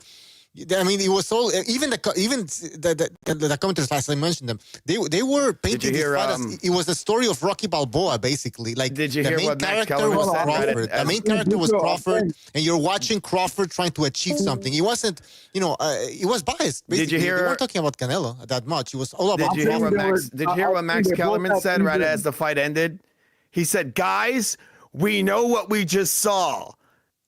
Terence Crawford just beat Canelo Álvarez. Now let's see if the judges agree." Yeah, this is what he said. I'm telling you what happened. Exactly what happened. It was, and then you guys you sit around and let's see what happens. Like, but remember that point. Remember that point. CompuBox had Canelo winning. Just so people know, CompuBox had Canelo win the fight. They always gloss over that. Because Canelo was stupid. But the thing is, there were instances where Canelo looked like shit, and and the thing is, Canelo is doing making faces like because he's desperate, right? Because like, oh shit, this guy touched me up. Well, he's tired. He's like, oh, and he's tired, and then people are like, oh look, he's whooping him. Look at Canelo's reactions, but he was never hurt at all. He was taking the shot. He was never hurt. Yeah, Canelo agree with that. People exaggerate. And then you have the commentators on top of that telling you, their point of view, and people, and some people actually want Canelo to lose, right? So they're like going along with the whole thing. Oh, the commentators are with me. Look, yes, you're right. He's getting whooped. Canelo's getting whooped. Yeah, he's being. Remember at some point, guys, one last thing. Remember Crawford would throw 7 punches. Canelo would slip all 7, and they go, "Whoa!" The Exodus Files made a video about this. Remember, and then at some point, Canelo hits Crawford, and Andre Ward goes like, Crawford's going like, "Is that all you got?" Like, don't tell me this guy's not biased. Don't tell me this guy's not trying to influence your opinion. He was. Can I talk about? Can I just Can I just intervene here? Because I mean, this whole fucking Crawford Canelo thing is you guys. I wanted to say something else too, though. Yeah. Greatest fight. Why not? Canelo wants a rematch. So why I mean, Well, I mean, when they announced the rematch, believe me, I got plenty to say too. But can I just touch on something Manos Zepeda said earlier with the super chat? That's what I wanted to touch on. The weaponized testing. Because people say, well, again, people look at this and go, well, what's the proof? There's a difference between proof and evidence. Proof means you can definitively prove. I got, dynamite, airtight proof that this happened. Or you got evidence suggesting that something happened. What we've got here is evidence with the weaponized. Because look, Victor Conte passed away. And, it sucks the way he passed away because that fucking pancreatic cancer ain't no joke. But that doesn't erase the fact that what he was doing in boxing was very suspicious. The fact that no other sport would have him. The fact that whenever you bring up his snack fighters, people say, well, they never failed the test. His boxers don't fail tests. I mean, they did fail. A bunch of them did have failed throughout the years, but not lately. So people point to that and say, well, see, he's clean. But Marion Jones never tested positive for anything. Barry Bonds and all these dudes that he was working with, and I don't know how many other athletes he was working with, the exact number, but those guys never tested positive back in the Balco days. The only reason why they found out that they were taking stuff is because of receipts, and they found correspondence, and then of course Victor Conte testified as his memoradia. That's when they found out that these dudes were on some gear, but they never tested positive. So you bring that dude into boxing, which he himself has admitted has lax testing. And then he sets up the protocols. He said so himself. He said he set up the protocols with VADA. And he's working with VADA now closely. That's the other thing, though. People keep forgetting. And this punch drunk is the guy who caught Bill Haney on this, because Bill Haney was saying, Bada never releases the numbers of, you know, the levels of a guy in the test, you know, how much percentage of whatever, or what degree of a substance was in a person's blood. And then punch drunk goes, but how come you knew and Victor Conte knew about that the Ryan Garcia's Austrian level was 60 times higher than normal, which is what people always like to throw out, like Dan Raphael. And Bill Haney just completely changed the subject. So evidently there's something weird going on where some people are privy to information and other people aren't, particularly those who were close to or are close to Snack. So that's what I'm saying. There's something weird going on. And so when people just dismiss and poo-poo the weaponized testing as something that doesn't happen, there's plenty of smoke to suggest that, yeah. And, you know, it's interesting to me how people always complain about boxing. Oh, the system's broken. It's a dirty sport. But when it comes to Snack and all these other guys who potentially peddle this stuff, oh no, there's no proof. There's no proof. I mean, come on. There's evidence to suggest that something was going on. And you know what? That Russian dude that Vessel's always talking about, who works with Snack still, and who also got caught cheating. I think it was I forget which Olympics it was. I don't know. Maybe Vessel can refresh my memory. That dude apparently, I mean, what I'm saying is, don't be surprised if that dude blows the spot up at one point and starts blabbering on too much and ends up destroying the whole organization again. So that's my little rant. Sorry, on. Sorry, they used to post the trace amounts on the homepage. They don't do that no more. They haven't done that in years. And I'm referring to Vada. Well, I don't know if you guys remember that, but they used to post the amount and the days they were positive and negative. The question is, why don't they do that anymore? Al Heyman, I think Al Heyman interfered with that because one of his fighters tested positive, and then they stopped really doing all that stuff. Look, if Haney had won, there's no chance that would have popped up. I'm just telling you guys straight up. If Haney had won, that would not have appeared. Yeah, maybe, man. I'm dead. But Haney is the most, like, he's a say what about him? He's a clincher and whatever, but he's a good boxer. The thing is about him, he's just a scared fighter. No, he's a scared fighter. Okay, that's my opinion. Let's leave it at that. He is the most protected fighter in the history of the sport itself. I've never heard of a guy's fucking result be overturned. I've never ever heard that shit before, bro. No matter what. I mean, I think the worst one was like Pacquiao and Bradley. I don't know which one was it of the fights where they wanted their money back and stuff from all across the fucking, you know, Australia, everywhere in the world, because there was such a robbery. That wasn't overturned. And this motherfucker got it overturned over Ryan Garcia. I mean, that is one hell of a fucking protected fighter, bro. That is the most protected fighter, probably, of all of boxing. He was at the Diddy party, that's why. That's probably what it is. He took something special. That's it. I'm not going to say what it was. But well, in fact, there's been so many bad fights where people got robbed, but they never got. But there's been a handful. I think. No, it's been a while since I've last seen someone got overturned. They've overturned. I think they overturned. I think Regis had a fight where they overturned it to a win, and only one other guy, some other guy from a smaller weight, also had it overturned to a win. But that's about it. But that was in different countries, I think. So in America, it's really hard to get your decision overturned. It never happened before. Yeah. I think it's very rare. You're right. It's very rare. So this was. I was kind of shocked. What they did. What else? I was going to talk about. Are we done with Crawford here? Hey, can I say something? Yeah. So the Fulton thing. We're not done. Yeah. No, I mean, okay. Well, you guys can continue. But if I just wanted to mention the Fulton thing. Stephen Fulton missing weight. I mean, what the hell is that about? That dude, I kept saying throughout the week. Yeah. That's what I was gonna say. I was just saying that earlier this week. Gervonta did the same thing against Barrios, but he made the weight the second time. Fulton missed it twice, he missed it. He missed it. I mean, you have a couple of tries, and if you miss it during all those tries, or if you refuse to make it, you missed it, and that's what he did. And I've been saying it throughout the week. This dude essentially just recently moved up to 126. 2 years ago, he was a 122. He moves up to 126, and then within the span of a year and a half, he's moving up to 130. I don't know. Do you guys think he trained, or do you think he didn't train, or do you think he just couldn't make the weight? Horrible. He looked horrible at the weigh-in. He didn't look like he trained at all. I mean, at featherweight he looked fine, but this fight, I've been saying I picked up Shucky Foster. Maybe I'm right, but maybe I'm wrong. But does anybody know about Tapology? They let you vote. Yeah, I normally post. I hope Luther knocks his ass out. But I normally post of people's, career record with Tapology. Believe it or not, it's sad to say you have an MMA entity that will post more information than the boxing entity. It's kind of sad. BoxRec fell off.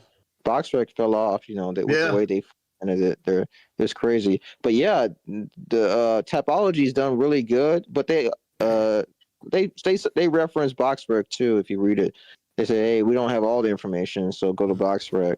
But they have some pretty good information. They tell you about. You can just click on their the fight, and they tell you, and you can pick on. I picked Foster since like 3 weeks ago.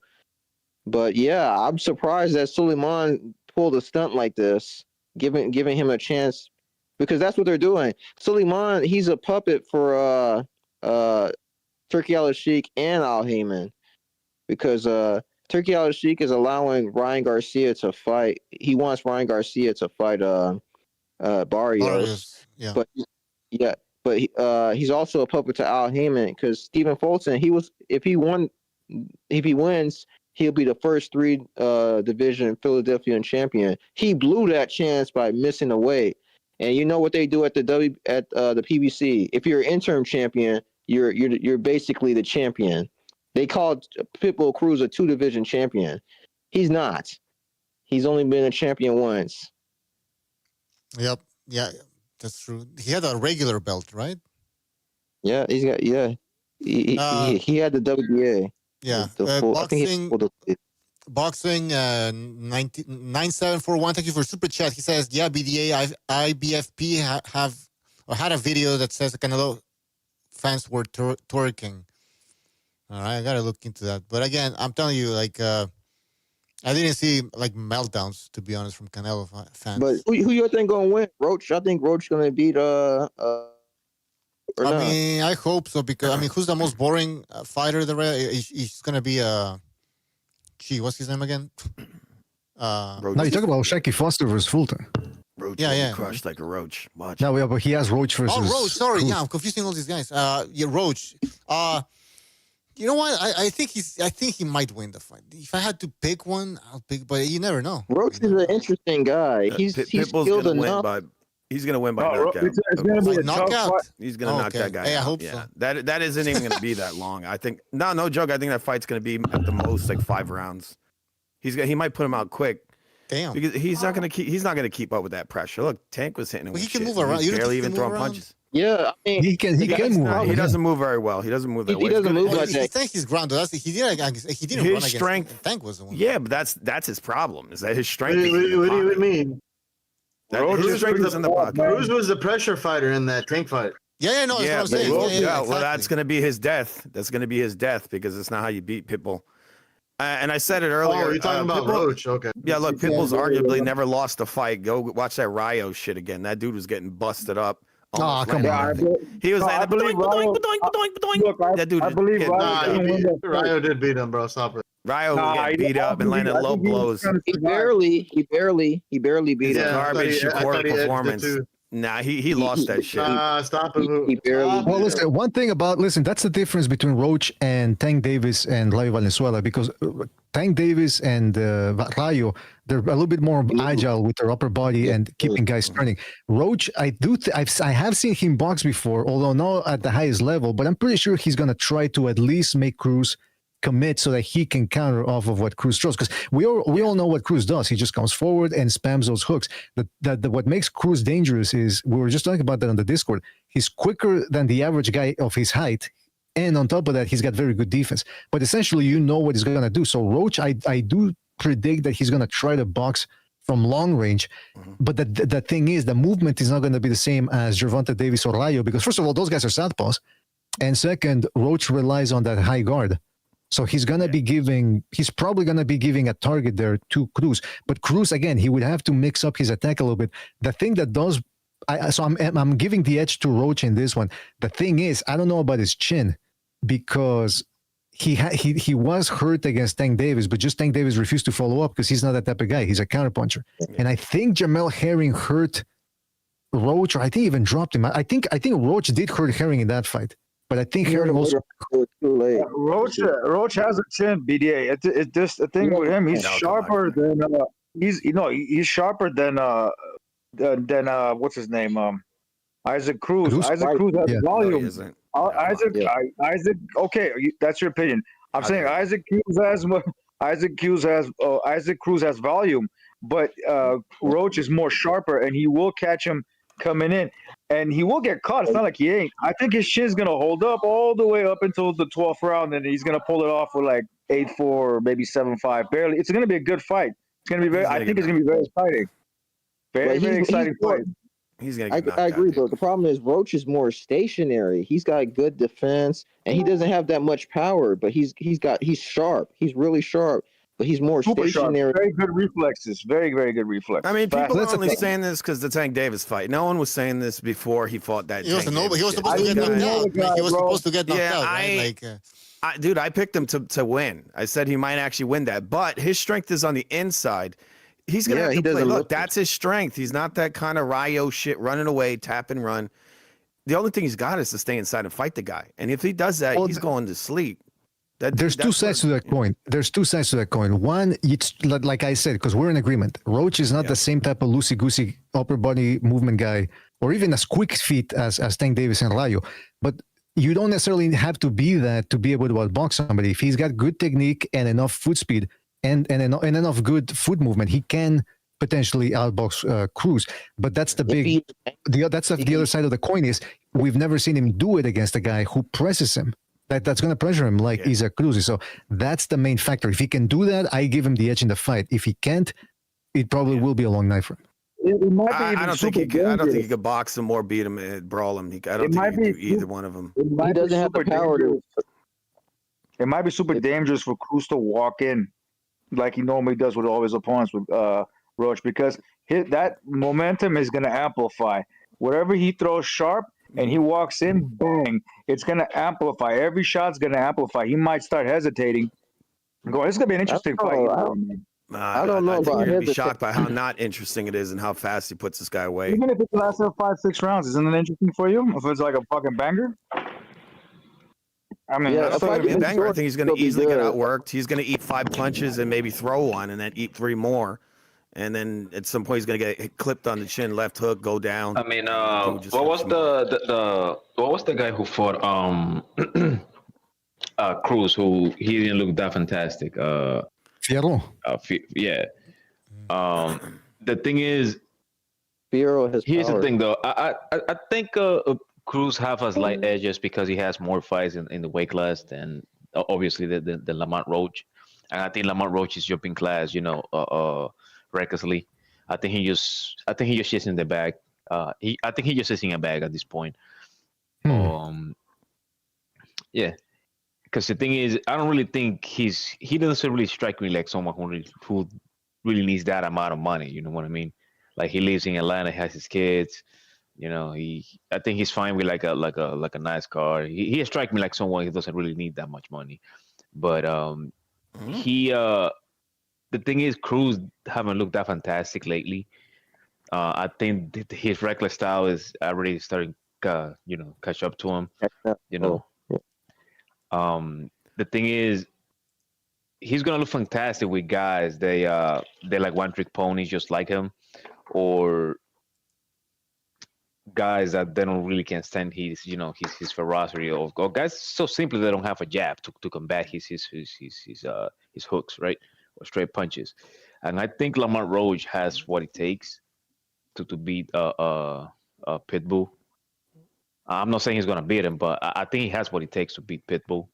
I don't really think Pitbull is just gonna run him over, because even though what's his name, Lamont Roach is not the biggest guy in the world, but I think he's strong enough to sustain Pitbull Cruz ferocity.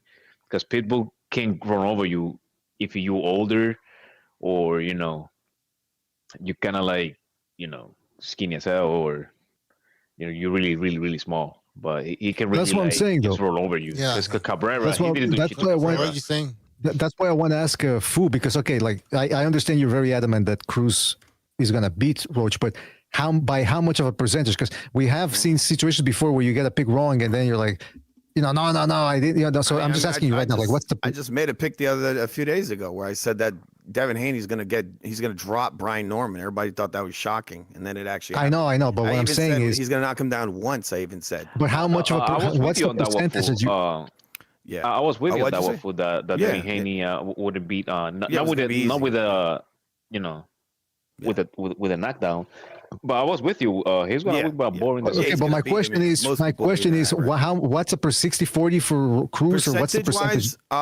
Percentage-wise, I think it's like a 10% chance that Roach could beat this. Whoa, okay, that's a lot. So, so you would be so if Roach pulls it off, are you gonna be surprised or? Oh, I would be surprised. Yeah, I would. All right. I mean, look, if he's able to catch Cruz while he's coming in, hit him with an uppercut, something like that, he might be able to do that.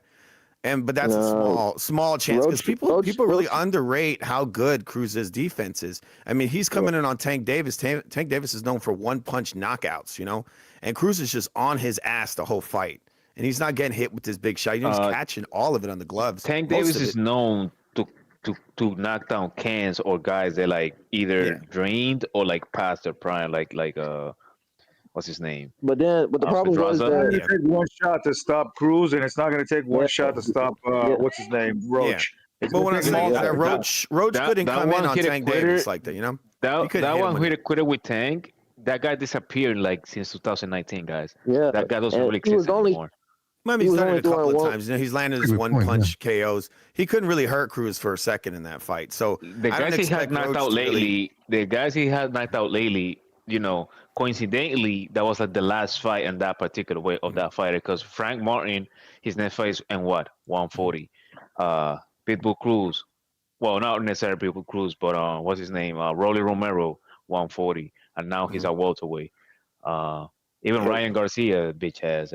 I understand. Okay, but let me ask Fu. I'm just to help you understand something. So you're saying, because I do agree that I think Tank. I mean, excuse me. Yeah, well, I would call Isaac Cruz a Tank, but anyway, Cruz.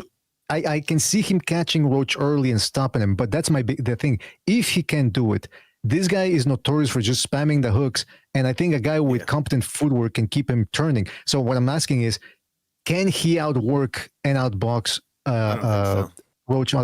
No. What I'm saying, can Cruz outwork Roach if it goes at distance, or are you just saying it's not going to end? Definitely. I'm just saying I don't think Roach has any kind of he has nothing that could beat this guy really outside of possibly a counter punch while he's coming in. He's not going to be able to go blow for blow with him. He's going to get outworked. The guy's faster. He's got better defense. He's a little more slippery. People don't give Cruz that much credit for what he does. I want to ask you this though: did you see that? He does a lot. Did you see Isaac Cruz's last fight against Omar Salcido? I think I did. I might have saw a little bit of. I might have saw it and forgot about it. What about? Okay, because Salcido's a tough, well-conditioned journeyman. That's why he's one of the best gatekeepers out there, because he's well-conditioned. He can crack a little bit, and he gives guys good fights. He was able to go the distance against Cruz, and he got he got a bit of a beating in there, cut some big shots, but because he had competent footwork, he was able to keep Cruz turning. I think Roach is a little bit, well, not a little bit better. I do think he's a class above Salcido. Not that Salcido wouldn't give him a tough fight, but I think most people here would pick Roach to beat Salcido. So what I'm saying is the skill set is comparable, and I think Roach has a couple more wrinkles to his game. So I was just wanted to clarify this. So if Roach outboxes Cruz, are you saying it's impossible and something would have to be wrong for that to happen? I'm not saying it's impossible, but what I'm saying is the likelihood I think is kind of low. All I see with this guy's getting outworked, getting put away. That guy Rios. I thought that was, a lot of people thought that was a great performance. I just watched it 2 days ago again. Originally, I scored it as a draw. Saw it again. I just thought the guy just clearly lost the fight. I don't think Rios beat Pitbull Cruz. Pitbull Cruz arguably has never lost a fight. Like really, in my mind, watching all his fights. When I look at Roach and I study his fights, I just think he's not the best boxer on the back foot, and he's not very good on the front foot. His strength is really in the pocket. But it's only versus guys who aren't like hard workers, guys who are just blitz him out, ton of all these punches, slipping around, coming back. They're not fighting him like this Cruz guy's going to fight him. Cruz, I think, is just going to outwork him. And if he stands there and goes blow for blow with him, I think Cruz is just going to lay him out. He's going to put him down at least. And then he's going to try to get on the back foot maybe. And that's not going to work for him either because, again, he's not the best on the back foot. And so, just like, to what is he going to do? And just to add to your point, yeah. If he tries to trade with Cruz, he's in a little bit of a pickle because Cruz is one of those guys who don't give a shit, who take one to give one.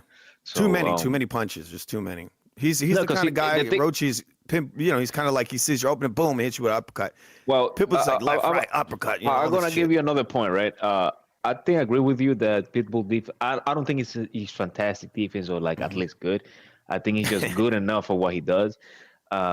Because the thing is, you have to keep this in mind that this guy in every single fight he gives at least 3 to whatever inches of height and reach. So in order to like land punches, and you never seen a fight he never landed like he got out completely outboxed, so he never landed crazy punches on his opponents, right? He always get his. So he has a little bit of technique, but the thing is, he gets stuck in one particular mode too. Like he's he a gets bulldozer. stuck. That's all he does, right? Yeah, exactly. That's what they call the pit bull, con perro, because he's a fucking dog.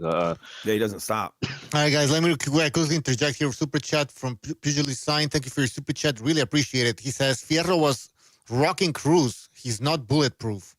Interesting. That's true. I mean, they were trading. The more I'm watching Bucho, I'm saying he's gonna make him turn. He's gonna make him. He's gonna clip him most of the time. He's gonna get caught, but Roach is gonna make him turn and just constantly fucking clip him. And it's gonna be a sort of a boxing lesson in a way. But he's gonna lose some rounds. It's not like because Cruz just keeps coming. And just the funny thing is, I think. I'm not saying Roach is going to win by any means, right? But if he wins, it's going to look horrible on Tank Davis, depending on whatever way he wins. He still beat Pitbull, right? So Tank can say that at the end of the day, I defeated Pitbull. Yeah, but the thing is, you have people. Yeah. Yeah, but you still have people around saying, even though I don't agree with it, you still got people around, you got still people around saying that Tank lost that fight. He struggled, but that was a 7-5. It was a close fight. I'd say that. Yeah, very close. Who do you think won that fight? Initially, I thought it was Pitbull, but when I watched it again, there's a lot of punches on the back. From Pitbull, a lot of non-scoring blows. And something you're gonna notice from that fight as well, Fool, is that Tank is another guy who doesn't really have defense for a left hook for shit. No. Well, that's the thing. Every time he got caught on the ropes, Pitbull Cruz used to cut him with a savage left hook that used to bang his neck like a little L. The thing that we found out about in that fight, and then subsequently in the Roach fight, was that Tank Davis, if he can't knock you out, he really starts panicking a little bit in there, because against Cruz he was clinching a lot. And I keep hearing people say, well, yeah, but Tank Davis was injured. What's the proof? What's the evidence? Injured? And then that's the other thing. Whenever you talk about, like, whenever people bring up Ryan Garcia being dehydrated and fighting in a catchweight and being injured, because remember the Mongolian mole told Tank they say excuses. Well, I'm thinking, well, okay, but all of a sudden with Tank Davis, oh no, but the hand, which again, there's no proof. All they have is a photo. He told us. Yeah, well, I think there's a photo of his hands swollen, but a lot of guys swelled. His hands get swollen after 12 rounds of punching, especially against a hard-headed guy. Man. Exactly. Yeah. Hold on. But he clinched a lot in that fight, okay? And he was clinching from the first round on. Then against Lamont Roach, he's trying to shoulder bump the guy. He's taking knees, running over to his corner to get his ass wiped.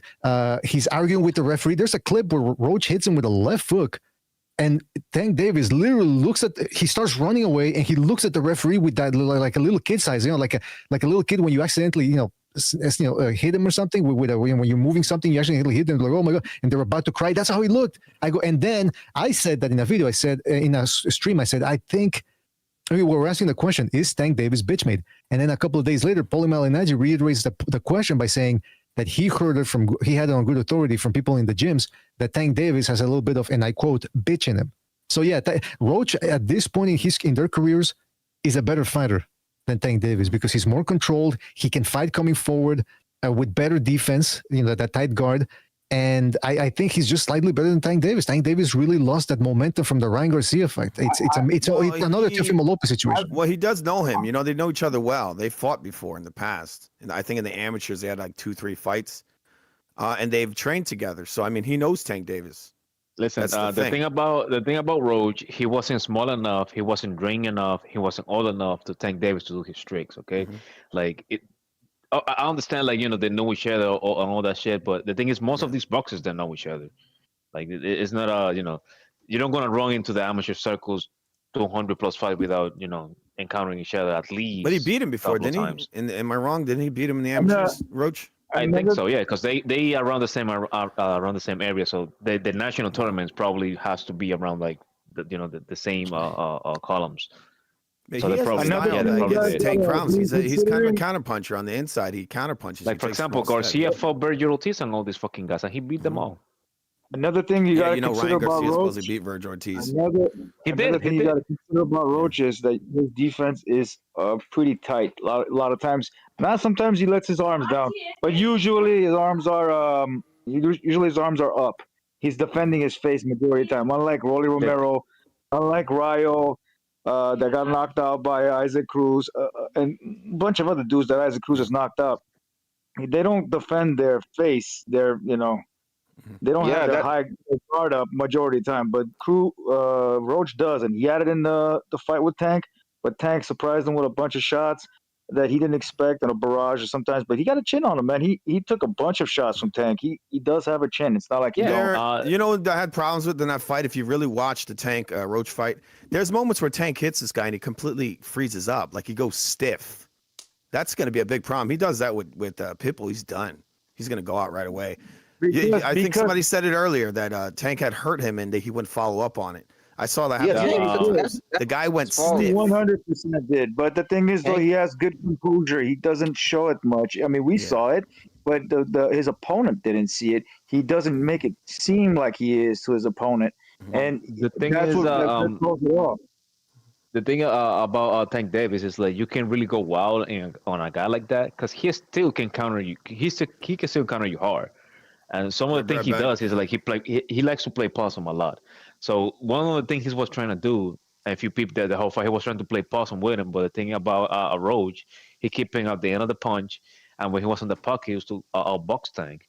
And when Tank used to throw his little 2 or 3 punches, every 15 seconds, they didn't do nothing to this guy, And the thing is, when you see at the end of the fight, you can see marks on Tank Davis fight, but you didn't see nothing. Roach can go. If Roach wanted to go to the club right after the fight, he would. That's the thing, though. Yeah, I do agree that he's got a decent. I mean, but that's the thing, though. I'd have to rewatch the fight, but I remember Herring sort of hurting Roach there a little bit. I'd have to rewatch it.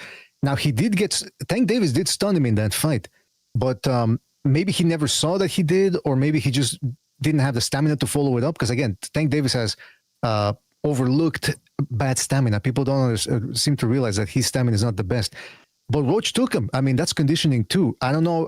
So sometimes guys have a good chin or good endurance, and it's partially because they've got good conditioning. And I think that's what Roach is. Because I haven't seen the full clips, but he does show sometimes some sparring clips on his official YouTube channel. And this guy, the way Roach has reinvented himself since the Jermell Herring loss is really an inspiration to most fighters, because most fighters would have just probably said, "Oh, I'm going to keep fighting the way I do, just trying to box from the outside." No, this guy said, "You know what? Let me put the earmuffs up, develop a good guard, and I'm going to take the fight to my opponents." And he didn't really quite get it done against Hector Luis Garcia. He was a little bit more tentative against Garcia than he was against Tank Davis. Against Tank Davis, he really powered up, and he took Tank into a place that Tank seemed clearly uncomfortable with. So yeah, I do think Roach. Of course, because the thing about Garcia is going to bring the volume. Tank Davis only going to give you 3, as much as maybe in a good round, 4 punches. It's But- very selective, you know. But what I'm saying here is, though, even though he's got a good chin, I wouldn't be surprised because Cruz, again, the thing about Cruz is he's so small, and people say, okay, I know what he's going to do, but you got to still adapt to the speed because he is deceptively quick. So once guys figure out their speed, they can keep him turning and they can go 12 rounds, at least go 12 rounds against him, some competent fighters. And if they're good fighters, they should be able to outbox him. But again, it's that the problem with Cruz is you got to be able to do it for all 12 rounds because Rayo managed to do it, but that guy had to keep moving and it took a lot of concentration. Yeah, And to your point, sir. Also, like, I don't know if you know who else, because I know you train and spar before, but whenever you fight somebody who's smaller than you, I can swing really well. Man, they're really hard to catch flush, man. Especially Cruz, because he knows how to tuck his chin really well. The way you have to catch Cruz between his punches when he swings wows and shit. But if he's just approaching you and just like throwing punches at him, like, nah, you're only gonna catch clubs and his big ass forehead. And he tuck his chin really well. Yeah. Well, but both guys, that's what I'm saying. Both of these guys actually have pretty similar defense. No flashy stuff, no upper body movement, no back foot bitching. It's they put the guard up and they say, let's go to work. And that's the way it should be because you don't want these judges taking the fight away from you. So I'm looking forward to that fight. The disappointing thing is this, man, the fucking Janibek Lara fight. And may I reiterate, people are saying, well, it's just Janibek and somebody else. Lara tonight. Well, tomorrow I got somebody else. Yeah, how old is Laura according to BoxRec? 41. Well, 41, but in Cuban years he's probably like 45. In real life, in Cuban years. He looked like he stole his nephew's papers, if I'm gonna be honest. I mean, listen, to be fair, man. Now, listen, man. To be fair, dog, if he is older than 41, he looks fantastic, dude. But cause shit, motherfucker. Hey, but you know what? I want to reiterate something because again, people keep saying about, well, the card doesn't look as good anymore without Janibek. First of all, even with Janibek on, I pointed this out in the last episode. If you look at most of these dudes, most of the guys on the card haven't fought since 2024. Shane Mosley Jr. I think he hasn't fought since June 2024. Lara hasn't fought since September 2024. Who else was there? I think Oshaki Foster hasn't fought since November 2024. So he's going to be shaking off just about a year layoff. So that's what I hate when you have to pay for these cards and then essentially you're paying to watch guys not at their best and they're shaking the raw stuff. I don't know what you guys think. What do you guys think about that? Is that fair for us to be paying pay-per-view to watch guys shake the raw stuff? Oh, shit. Is that a pay-per-view? Yeah, it's a pay-per-view, really? Oh, fuck no. I mean, you go to a strip club and you pay for girls to take their it's Isaac. It's Isaac leading the card. That's the only reason why they were able to even try to put it. Yeah, but in a strip club, you see titties and ass. Like you're only gonna see like Pitbull's Cruz titties and shit. Like, I mean, come on. Well, first of all, I don't know what shitty strip clubs you go to, Gypsy. I know you're in California. I thought they had good strip clubs in California. Here in Montreal, we only got primo stuff. I'm talking about bona fide, grade A, prime cut type stuff. All right. Wait, BDA question. I have a question. Have you ever seen an Indian at a strip club? Like an Indian girl? Well, I think maybe Bangladeshi, which is about the same thing, right? It's hard, right? I've never seen one, bro. I've actually found I think I have. I've actually found a strip club that's very nice, but it's very high end. You got to pay like good fucking money. And they're all like, they look like supermodels and shit when you walk in there, bro. Every single. Let me guess. Did you show up in a taxi and then you gave them the password and then they found out that you weren't supposed to be there and they asked you the password for that? They said, yeah, that's bro, the password. I mean, more than what I should be walking into a strip club. And I was like, what the fuck is this? Let me check this out. And I walked in. I'm like, it was he just went to Thailand, dude. That's all it was. Trying to be all quick. $200 just for a fucking lap dance, bro. I was like, get the fuck out of here, man. And then they had a special area where you paid $600, like a special room just for that, $600, and then you have to pay extra just for the extra. I don't know, man. I don't know. If you go to a strip club, man, you're showing like you're a big ass simp. Yeah, I mean, somebody once told me somebody once told me that's true, bro. I went there. It's not because I just went like, you know what? Fuck, it's been a rough night. I'm not ready to you. Because trust me, like, so like I went once, just because for some friends invited me and shit. I just wanted to see like the experience, but never again, man. I was like, fuck, man, hell no. Severino says I only went.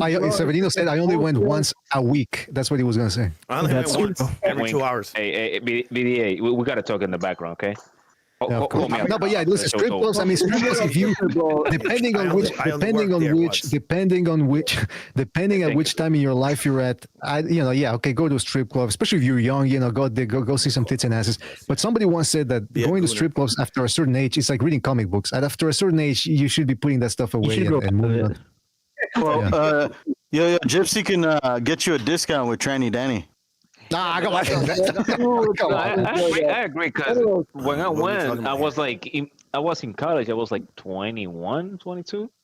And again, somebody invited me. I was like, oh yeah, let's go. And I was like, okay. I just wanted to go to see how it was because I saw in the movies and TV shows and shit. I just want to see, how. Did you see Al what Bundy? the fuck all these rappers have been talking about, right? Like, and I was like, this is it. Well, I mean, it depends on the strip club too, right? Dude, guys, you know what I actually think is enjoying himself in Thailand in a ladyboy fashion? Probably Usyk. He's in Thailand right now. That's true. Come on. You're projecting right now. You're projecting. He's training Muay Thai. Wink, wink, wink, wink. Yeah, Muay Thai. I mean, he's checking out some stuff. He's trying to see. You guys are snitches. Trying to see what that where he's at? Fucking snitches, rats, man. Shit. Is there anything else in Thailand besides rats in the Roach fight? Hey, I wanted to bring something up though. He wants to fight Deontay Wilder, by the way. Rat. Usyk wants to fight Deontay Wilder now. Yeah, what is that about? I mean, he's got to be trolling. He's got to be trolling because I think it's for real. I don't think he's trolling. I think he's trying to make an easy payday. Yeah, he wants a payday. No, I think one is an easy payday, and two, I think he's trying to fight all his contemporaries. He saw a commercial. He saw a commercial. It's like they have those commercials. The kid has like the fly on his eyeball. He saw one. Because the thing is, as a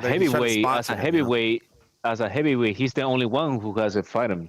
As a fucking contemporaries, guys above 35. I mean, there's Parker. Parker.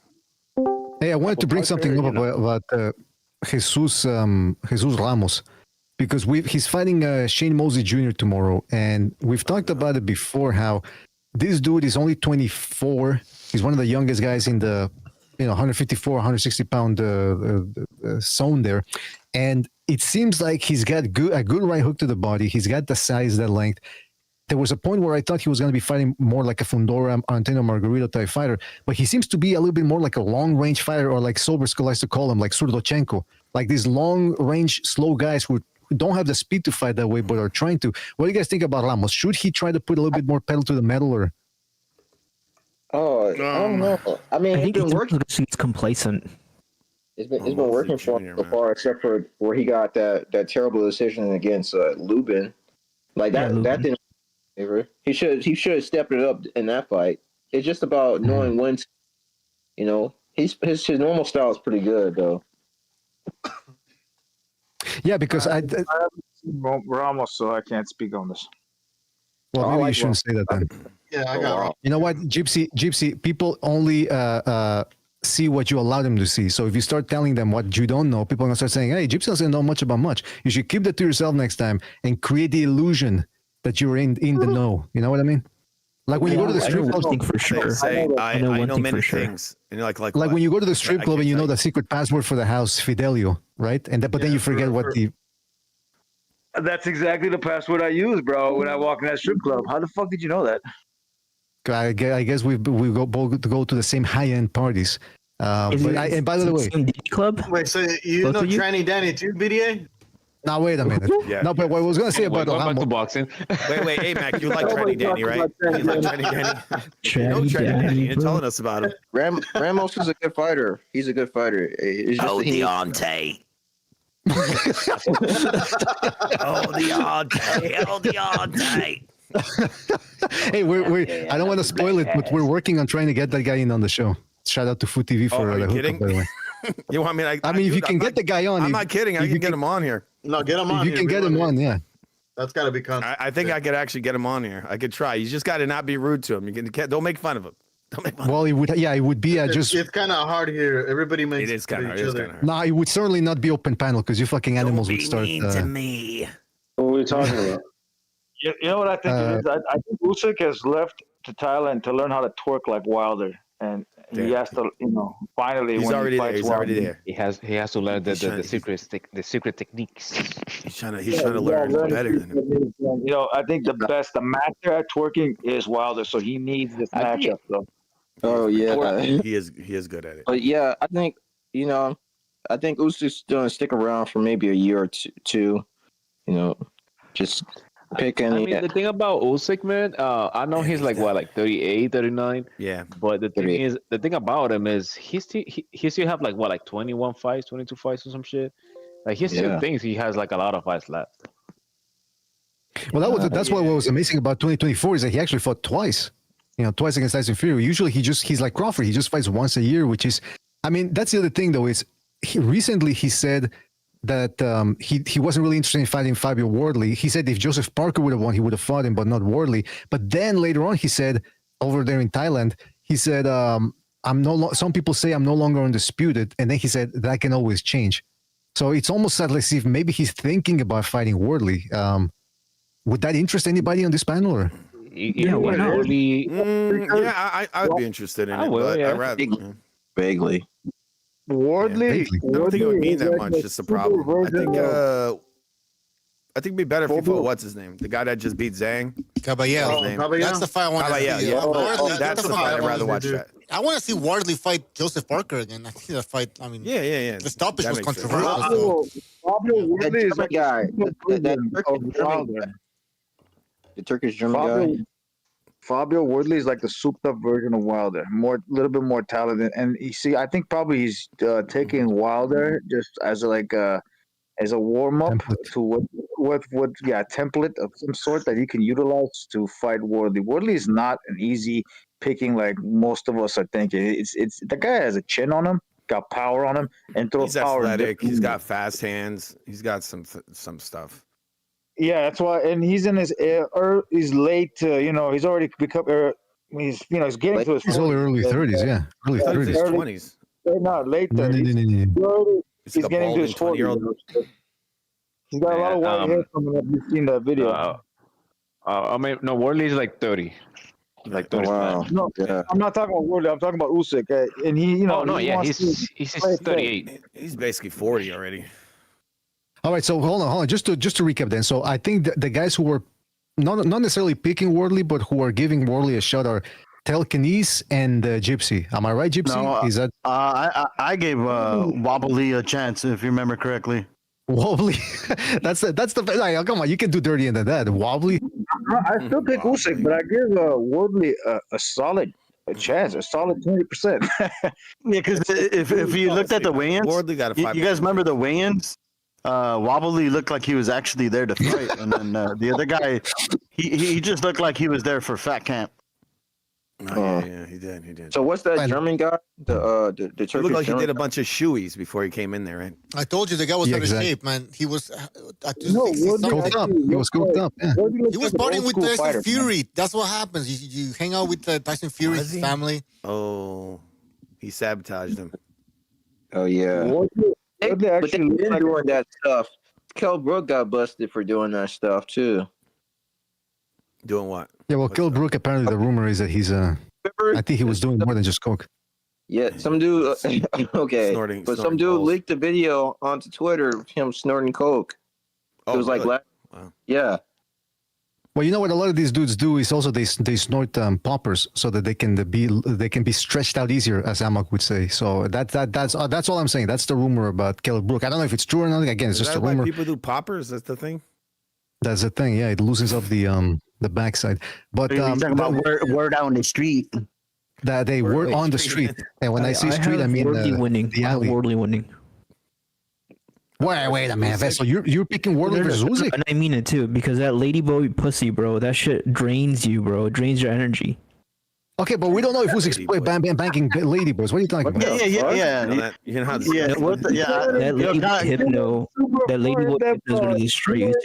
Disgusting. He's talking about what he's actually doing over there. He has footages probably. But what's this obsession with? What is this obsession with anybody? Anytime somebody touches a foot on Thailand, it's because he wants to bang ladyboys. Like that's all they're known. No one else. Houses in Thailand. Name me one more thing. They're projecting. What about eating snakes? Eating snakes. From what I heard, it's too hot.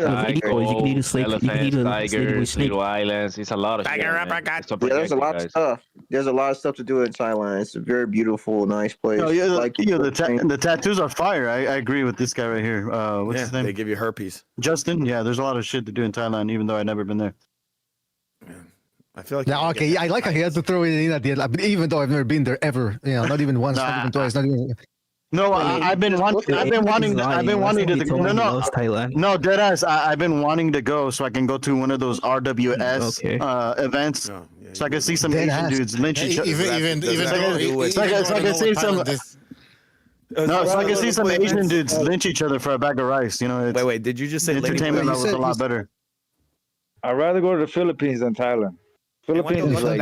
No, but I want to go to watch the Muay Thai events. That's why. I want to see people actually fight and lynch each other. Yo, even the kids fight. Little kids fight in Muay Thai. They have their own like little professional fights. It's real cool. I had to have rooster fights over there too, so kind of looking. I heard AMAC wants to go to a Ladyboy Con. No, yeah, you were trying to set me up with Tranny Manny, bro. Calm down. It's like Comic Con, but for Ladyboy. Ladyboy. Hey, I wanted to ask leave Gonzalo alone. I wanted to ask something else too here. In regards to the boxing, lost amongst the whole Amon Roach Cruz talk is the fact that Jai Opetaia, he won't be fighting in the Gold Coast, unfortunately, but will be fighting tomorrow. He's taking on a German guy, I believe, who's okay, but it is in the Gold Coast Convention Center, BDA. Are you sure? Tomorrow, huh? Well, that's what I read in Gold Coast Convention. Wait, the EBT has an arena center? EBT? What? Yeah, Gold Coast isn't EBT covered by the Gold Coast? Come on! All right, listen, you gotta come down there. What I'm saying, no, he's fighting in Monaco, by the way. Oh, okay. So no, wait, no, excuse me, no, he's fighting in Broad Beach, Australia. What the fuck is Broad? Are there a lot of broads over there? No, but listen, the point is this: he's fighting tomorrow. Is anyone gonna get up early to watch that? No, I'll just watch the highlights. We'll be watching it live on my channel. I like how Somers will be like all casual. Like, of course, these guys are fucking up 24 hours a day, man. You really should get some. What's the plan? You're gonna watch that fight, then get some sleep, and then wake up for the Isaac Cruz fight? Yeah, maybe. I have to do it, man. Yeah, but Jai, the cruiserweight division is too thin. The only guys over there that are really is Zerdo and him that really, or maybe Chris Bellin Smith. Chris Bellin Smith is not that good. He's known. Chris Bellin Smith is good. That's true. Yeah, but it's okay. So that brings me to my next question: should Jai Opetaia just move up already now that Benavides and Zurdo are going to be fighting? What else is there for him? Call out the winner. He'll make. Benavides, if he doesn't take that fight, or Zurdo, they're going to look like pussies. Zurdo's supposed to fight him already, but I guess they don't want to fuck up the bag between him and Benavides. But Zurdo's not really like a big star or anything. Exactly. He's got a lot of followers on Instagram. But he's Mexican. He's Mexican, and they can sell that date. But how long? Joe Opetaia is kind of a hipster take, right? Like how long has he been relevant? Is it like this past year, 2 years? Well, I mean, you're right that it's a name that a lot of hipsters like to throw out in like Jai Opetaia because it really the only two big names, the only good win in his record is Brady's. And a fucking 40-year-old inactive Brady's in the rematch still gave him hell in the championship rounds. Broke his jaw and then when he fought that, exactly. And then when he fought that giant guy, and yeah, granted, he was a giant fucking dude, 6'6". What was the guy's name? Nikia. Yeah, that dude ended up stunning him. But other than that, but that's what I'm saying. I'm not trying to diss him. He's obviously good, but I'm saying, when's the last time we've ever gave a fuck about a cruiserweight? Well, I'm just being real. When Usyk was there, nobody gave a fuck about him. I don't remember anybody being like, "This guy's the best," and da da da da. Sure, but I'm saying the hype, but he's the best, and because Usyk was overshadowed by Usyk was overshadowed by Lomachenko for most of his career. Because they're promoting him better. They're promoting while Loma was fighting in America, Usyk was going over. If you was really paying attention to boxing, you was like, oh, this guy's going over. The thing about the thing about boxing when it comes to like weight classes, once you hit like 168, you know 168 lately was popular because of Canelo or why not, but those for the most part like Europeans weight class 168, 175, you know, cruiserweight. Those are now 175 was American. 175 was American, but 168 was really a European. I mean lately, dude. Yeah, lately 168, 175, cruiserweight. Even 160. I mean, is there an American that's actually like even relevant? No, there's. Because the thing is, in history, when you're talking about like those weight classes, you always have to mix it up with the Europeans to, you know, to let you know you have a great resume. And that's my big problem with some of these guys. They hate white fighters. They keep calling them Brads. Like, oh, you beat a bunch of Brads. I'm like, well, that's what's there. That's what's there at these divisions. You can't. There's not a whole lot of Americans there. Mm-hmm. No, hey, by the way, they've been kicked out. They've been evicted. Those weight classes are really underrated though, because you have like the good mixtures between speed and power. Because 175, I guess you can catch a knockout any day too. I'm not trying to piss on them, but I'm just saying when I look at cruiser, I just look at guys that are too lazy to squeeze down. Because I look at their bodies, I go, some of these guys could probably be squeezed down. You know what I'm saying? Those guys have a lot of muscle, man. No, well, that's the other thing though. Just look like flabby and out of shape. Oh, a lot of these are they're more heavyweights than anything else. They're just small heavyweights. They're very small heavyweights. They're really heavy dudes. They're not as big as freaking Anthony Joshua type, you know, as in height. Exactly. You on the cruiserweight division. I mean, that's the whole thing with them. It's pretty much it. I mean, there are dudes in light heavyweight that should not be there. They're too big for light heavyweight. They should be up in the cruiserweight. That's a different story. Yeah, but the thing is, a lot of times you can really follow, like, you know, like body. You know, you can really follow like by height and stuff, because a lot of times, like, you work better in certain weights. You know, like you work better. Body types are weird. Some people can be short and fight at higher weights. Some people are short and fight at lower weights. It's like, for example, for example, my body can build up all the way up to like 170, but can I fight well over there? Hell no. I feel all sluggish, slow. You know what I mean? My stamina feel like shit. So it's not really like, you know, like, oh, this guy can go up. Like, nah, you can't really just go up. Somebody said like Beterbiev. I'm like, bro, Beterbiev is a medium-sized fucking light heavyweight. He's not big. He's not He's lean. Cat. He's definitely a Ryan Garcia is following him. I think he you guys think he's 200 pounds? He's not a cruiserweight. He looks lean. He looks cut but lean, like a bushman. You know, you seen those documentaries? There's fucking bushman like that. He doesn't look like a the thing about Beterbiev is just the way he trains. Is just he's a lot of, you know, towards muscle. So he always gonna look like that, like lean and like Wolverine-ish. Yeah. I mean, Caleb Smith is smaller than fucking Beterbiev. And again, 175 is still a guy. Is still a big guy, guys. Like, Benavidez is smaller than Beterbiev. Even fucking Vosnik was bigger than Beterbiev. He's just stronger dude. That's it. Vosnik is a big ass fucking dude. Like once you approaching those type of weight classes, like even losing weight is harder when you're bigger. Yep. Hey, especially by him. the way, I don't really think he's a guy like I don't really, because the thing is he never looks out of shape even off camp. Like I don't really think he's one of those guys who blew up like Keith Thurman and Everett Spence, you know, like just whole bunch of like water weight. Like he always looked lean all the way around, just like the way he trains keeps him injured. And the cycling of steroids. This is why I put this dude up. At one point, I wanted to have him a number one, like pound for pound, when he actually became undisputed, because he deserved it at one point in time in his career to be there.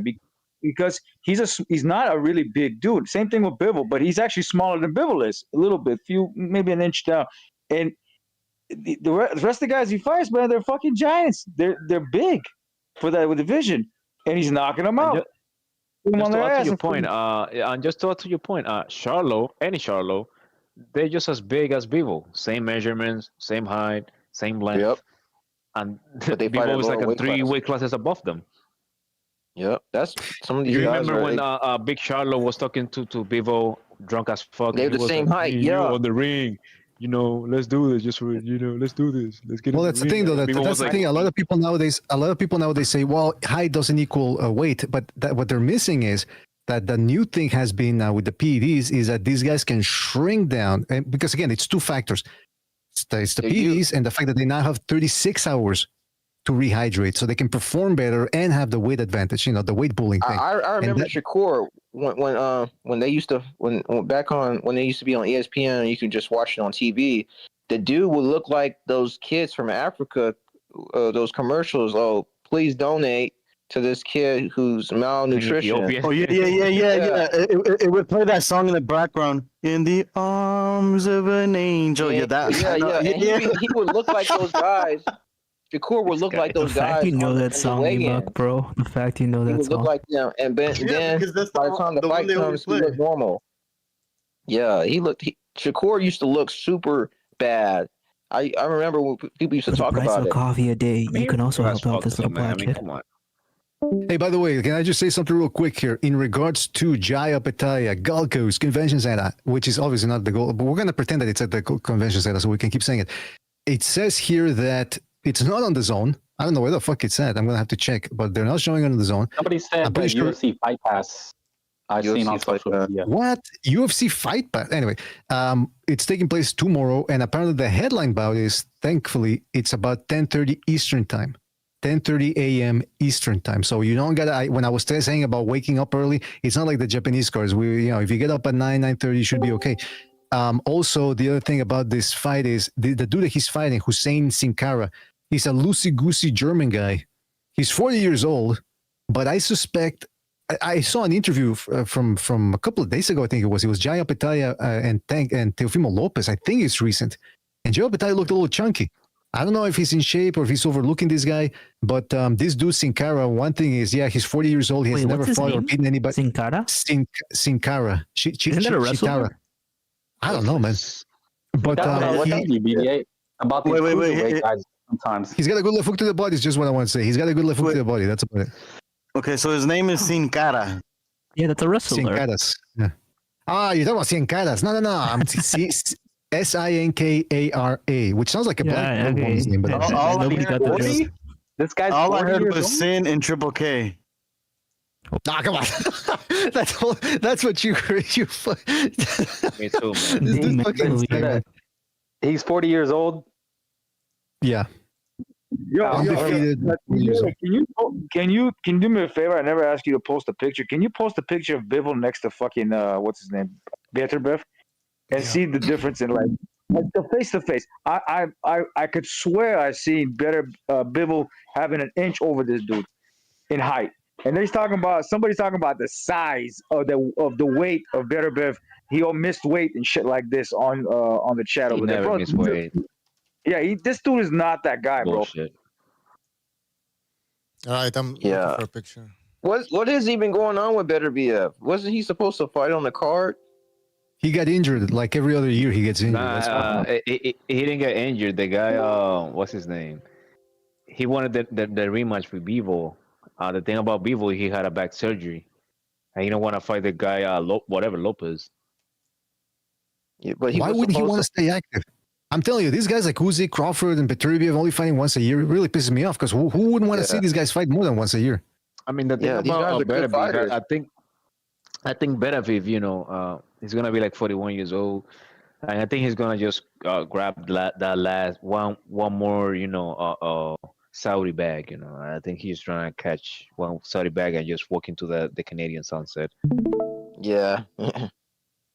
Yeah, I posted the picture. He's a guy, man. Like he's another guy who, he striking me way more than Roach. That he doesn't really need much money. And I think like once he retires, you're not gonna hear about again from him anymore. Yeah, he'll just chill. He's not very. You don't really hear about him outside of boxing. He's a real chill dude. So he just wants one more Saudi bag, and he's out. He's a real grown ass man. Hey, Yeah. hey, grown ass man. Gypsy, I posted a picture of Beterbiev and Bivol facing off. Yeah, they look And at the same height. There's another photo where I think this is from bottom to top. There's another one where maybe it's the shoes. Probably was the shoes. They look exactly the same height. Yeah, that Bivol was a little bit like an inch higher than him, but this one just looks like one guy has more, I could say, more width around the torso area. That's because he's just fucking stronger, bro. He's just strong ass dude. But you put that dude next to fucking Caleb Smith, he's looking up. Caleb Smith is fucking big. Fucking Kvasnik. No, that's because of Smith. But Beterbiev he can fight at cruiser. Yeah, like, but Smith has skinny ass Yeah, legs. but he was waiting on Yes, he Yeah, can. that's Stop the problem. fucking cat, bro. No, I'm saying he can. I think he can, but the thing is, he was waiting on Bivol for this fucking fight for a long ass fucking time, and now he's too old. If he goes up, it's not the same. It's just not the. That's fair. Yeah. No, but he was on the Putin plan. You remember What the fuck the is Putin plan? Putin, The high-end Russian steroids. You guys never maybe, seen the Soviet steroids. Yeah, they got some world-class shit over there. Yo, They should have. thank you to posting this picture here, but here's the thing: people be talking about like, oh no, Better Beef, he's just ripped or whatever. Like, look at this motherfucker. He look like a regular motherfucker, man. yeah, He's struggling to make the weight and shit. He's struggling to make the weight and shit. Callum Smith would have been the one that fought. Anthony Yard should pack it in. He shouldn't fight anymore. He can't. Baby always looks like he's waking up. When you see motherfuckers at lightweight at 140, you know, had to be held by the teams in the back and shit on the weigh-ins. Look at this motherfucker, fresh as a daisy. You're struggling to make weight my ass. Callum Smith. Yo, 175 again, guys. 175 is still a big ass guy, man. Like you're still talking about a guy like at the very least 6 feet tall.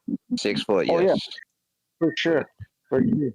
Unlike Fandora, who's like 6'4", fighting at 154. How the fuck does that dude do it, bro?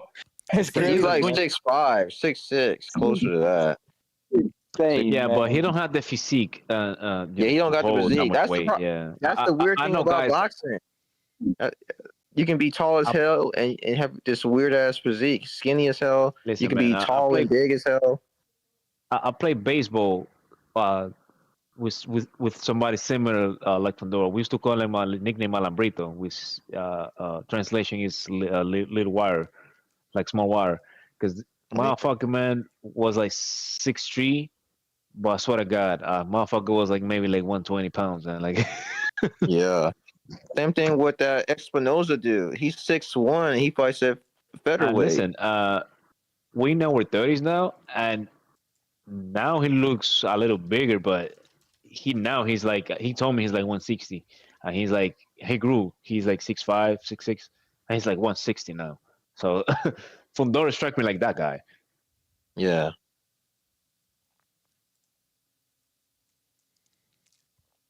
Yeah, the motherfucker is borderline 7 feet tall. And he's not.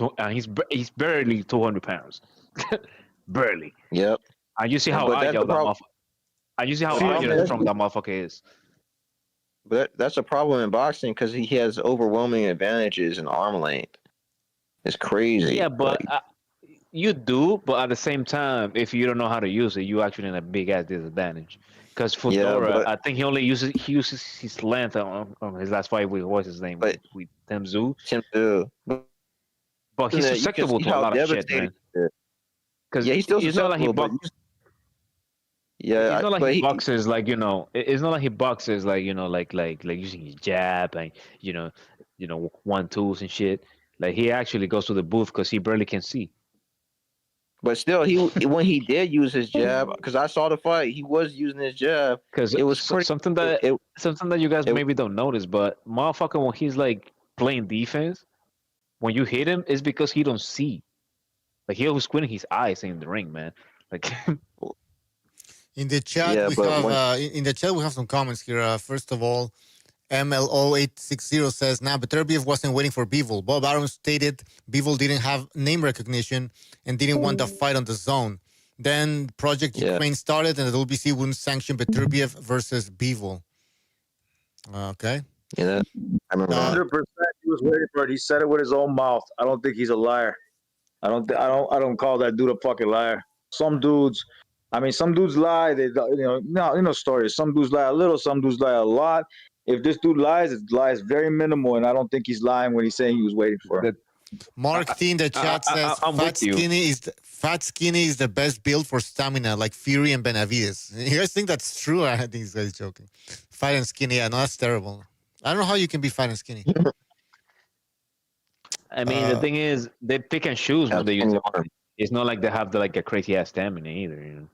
Yeah, you're right. Fundora is Slenderman, says some rando. Yeah, he looks freakish. Like I don't really believe he's a weight bully, man. Everybody, No, well, I'm not gonna talk about he's everybody, not. but everybody who has done sport have seen at least one guy like that. Just And like crazy skinny, tall for no reason, but light as hell. he's not a weight bully because he looks skinny. He looks like he doesn't belong in that way. I mean, weight bully is when you see a guy that at the day of the fight is heavy as fuck and he has muscles. He's muscled up. That's a weight bully. When you look at Fundora, he's skinny, right? He looks. I think he was skinnier, like after the weight. So how is that a bully? Yeah, he's skinny. Look at him. He looks like a skeleton. Almost.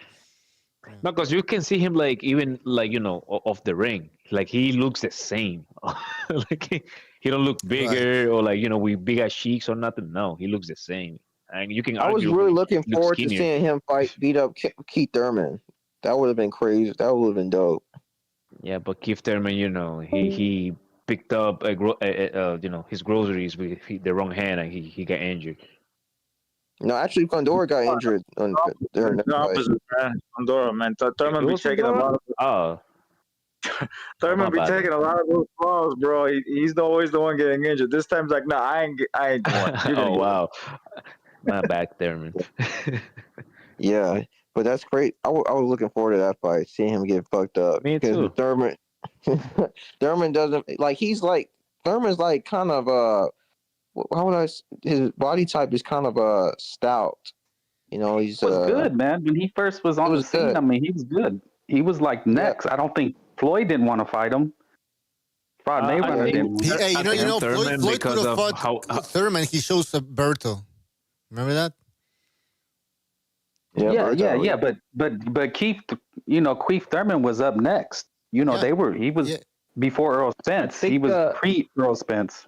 I think Thurman, just because his inactivity, the fights against Pacquiao, and a few times he looked, because of the inactivity, he basically, but kind of bad. I think he's a really, really good boxer, man. He has a really good chin. He set his traps well. His footwork is really well.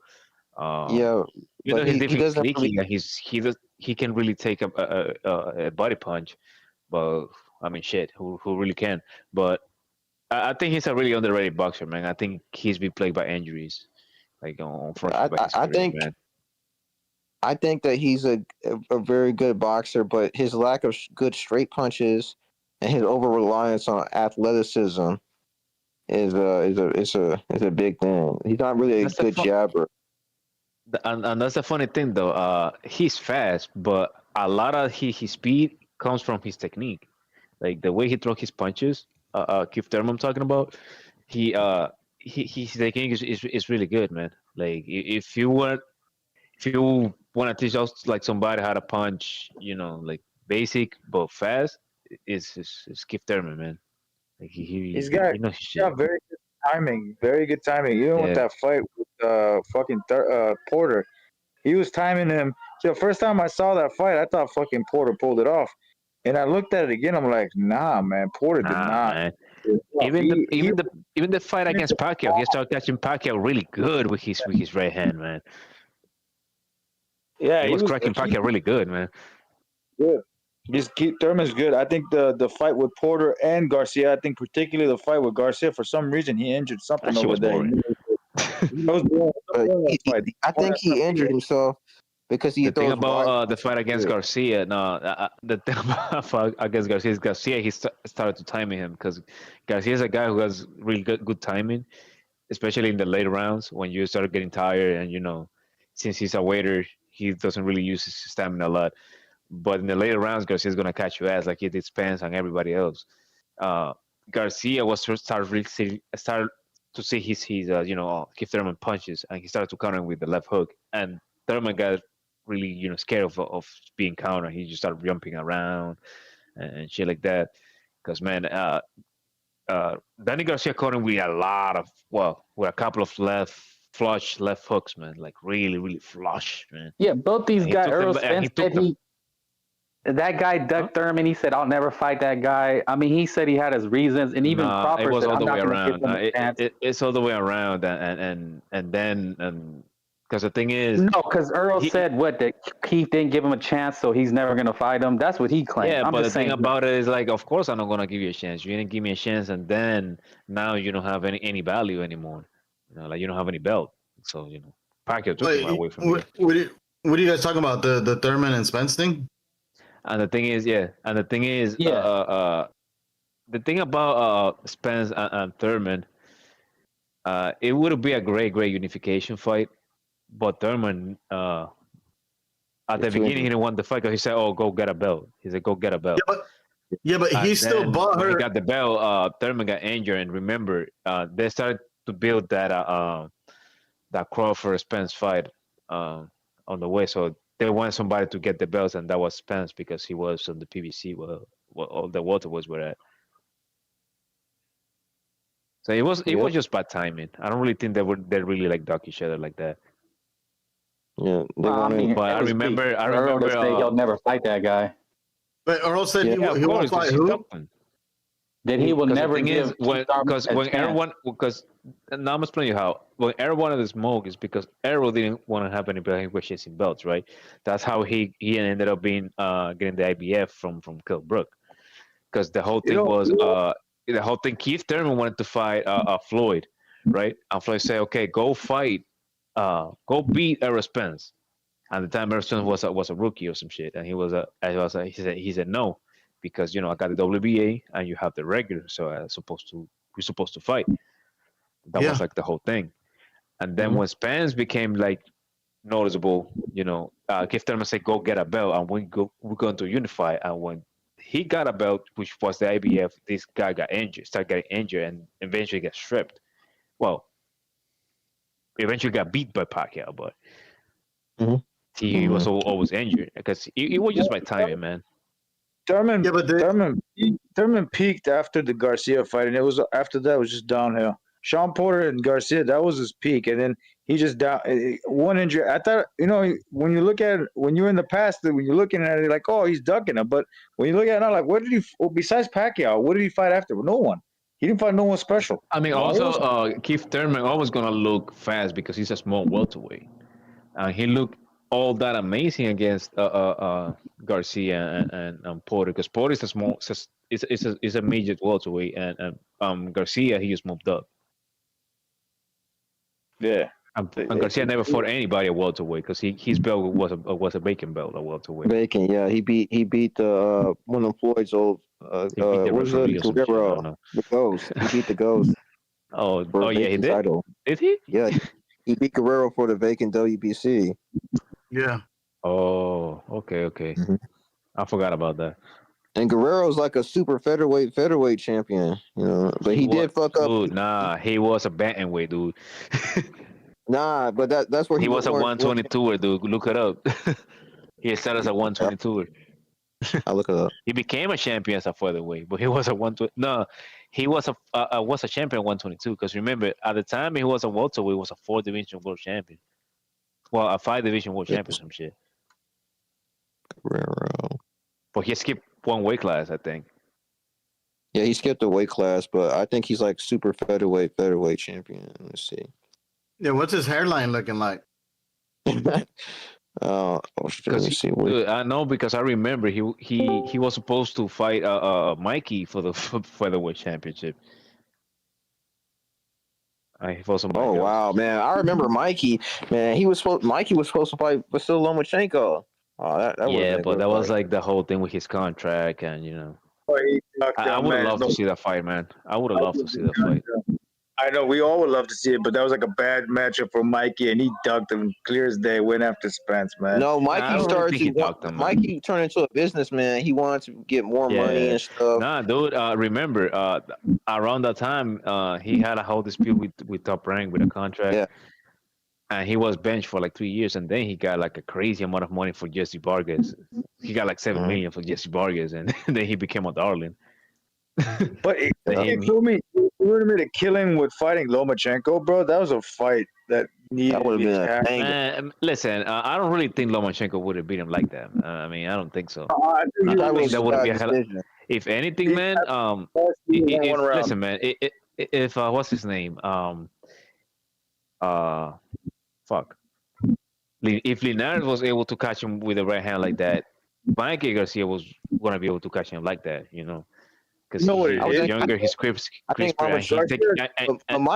Mikey Garcia, and 135. Oh hell no, man, he's fast. Yeah, he was a great puncher, but I think I think Linares. Yeah, but he was not only a great puncher, man. Like Mikey Garcia has become really, really underrated, man.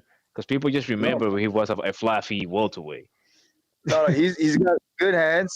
Mikey Garcia had good hands. The problem with him was his feet. His feet wasn't gonna catch up with Lomachenko. Oh yeah, definitely. That's the problem. That was gonna be his problem. That's why Linares didn't have to, man. Linares is a Linares didn't have to, man. Guy. Linares Salido didn't have to. Salido didn't have to. So get the fuck out of here. Like Lomachenko was able to do all that matrix shit with guys that didn't have any football at all. Like nah. But Mikey Garcia was not. Mikey Garcia was not a bum, man. We're talking about also Frank. Mikey Garcia. But I just don't think he was. I think that Lomachenko was really coming into his own around that time, though. He was really coming into his own as a pro.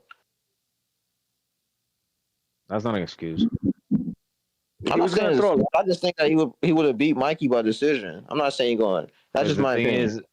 He ain't gonna knock out Mikey, bro. Listen, man, if Salido was able to get to him, but he hurt Salido too. Blowing, bro. That's not. If Gary Ross was able to catch him a couple of times, it's a fight. Everybody's gonna get caught. That's what I mean. Like it's not like it's gonna be like, oh, Lomachenko got angles there. So what? Mikey too. I'm not saying that. That's the only reason why. Mikey can pivot too. I still think he'd win. I'm not saying Mikey wins. Again, I'm not saying Mikey wins, but it's not going to be like as easy as just Lomachenko's going to like pivot. It's going to be a competitive fight. I'm not saying it's going to be like super easy because Mikey got a chin on him. Mikey can time you. He got really good timing, especially with the left hook. He got a really fucking good timing. You got a big ass. One of the reasons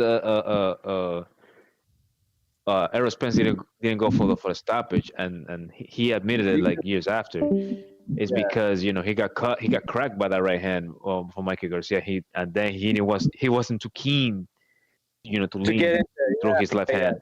He was playing it safe. I figured. I mean, it was pretty obvious.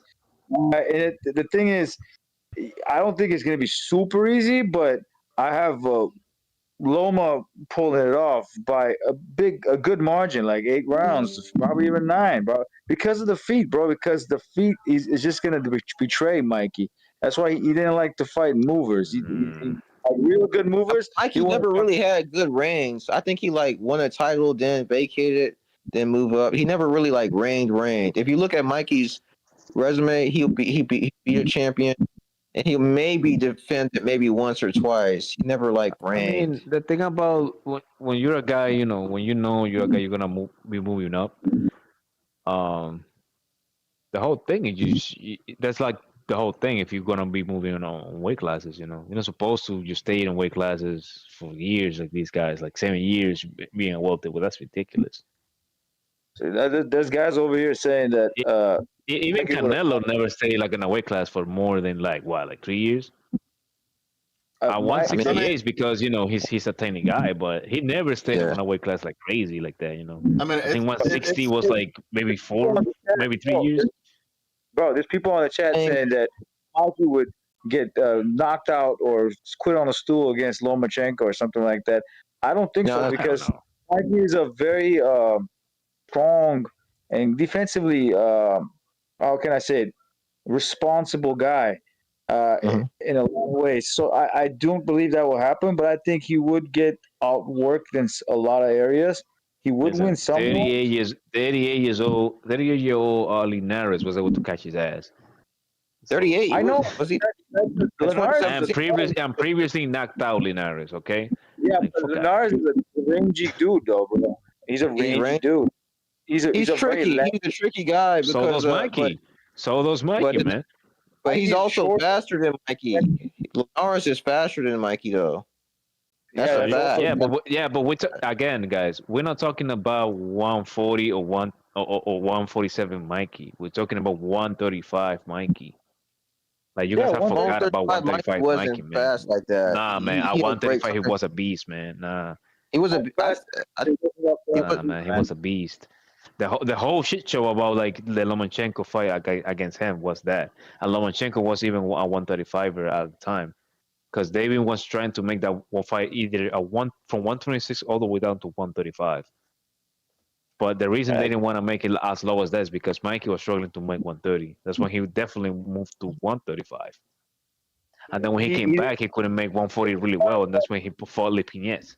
When he knocked out Lipinets. He made cool knocking out Lipinets. He did knocked out Lipinets. It was he did knock down. Sorry, he knocked down Lipinets.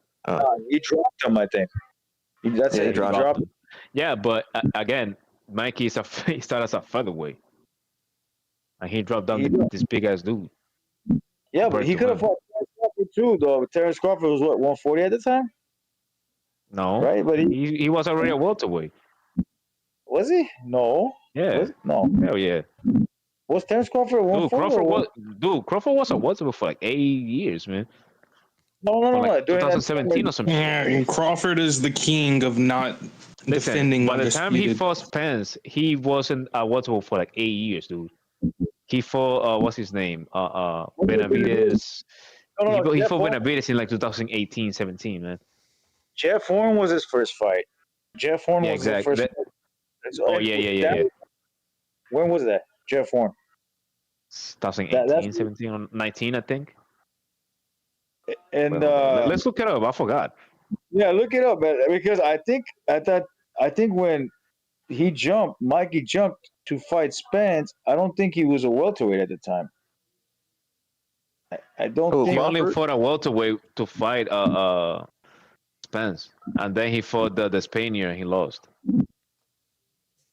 2018, he fought Horn in 2018, yeah. And when he fought Spence was 2023. So he was a welterweight for like 5-6 years, man. I mean, come on. 2023 is when Mikey fought thing. No, he fought. I'm talking about Crawford. Crawford fought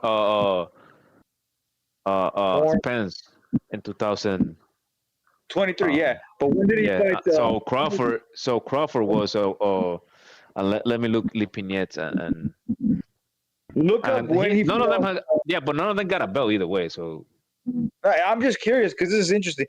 When did he fight thing? Well, I'm thinking like when did he fight thing? What's his name? Jeff Horn. When was that first fight? When he walked into welterweight, the Crawford. When was that? 2018. 2018. When was Errol Spence's fight with Mikey? Hold up. It was in 2019. So that's like literally right now. It was March 16, 2019. That was like a 1 year difference, man. That's I mean, just a little. He had an opportunity probably somewhere down the line before. Oh, hell no. No, after he fought Errol Spence, he fought. Mikey didn't have any belts, man. So why are you gonna fight this little ass dude? And you're already undisputed. Yeah, no. There's no belt on the line. This because when he came back from a 3-year layoff. Like Mikey wasn't even a name at the time, so you're gonna fight this small ass dude for no belts, no recognition. Well, come on, man. Wasting time out here. Yeah, I would see that. It makes sense. But And I've the heard thing is, it's not like he reigned at 140 either. He got that trip because he struggled to make 135 because of the long layoff. But it's not because he belonged there. I And heard shit. Garcia saying that Because right after he first press, he went back down to 135. Yeah, he beat Lip and went back to fight Robert Easter Jr. Guys, I'm gonna end the show. It's been more than 2 hours now, so yeah, we're gonna call it quits. We'll be back after the post-fight show on Sunday. Post-fight show on Sunday. So, guys, thank you very much for being on. Really appreciate it. We'll see you next time. Take Go care. get a job. No, just kidding. All right, people on YouTube, thank you for being on. We're gonna keep it somewhat short. I know it's an Open Lines Friday. We will have a post-fight show, as I said, on Sunday, so stay tuned for that. So, having said that, oh yeah, hit the like button. Everybody who super chatted, really appreciate it. Everybody who hit the like button, really helps us out. I'm trying to find a song. Where's the music? We need some music. You guys want some Christmas music? What do we have here? What is this? Christmas bells cast a spell on the world, bringing you home to me. What the fuck is this? From across the sea. Fuck this shit.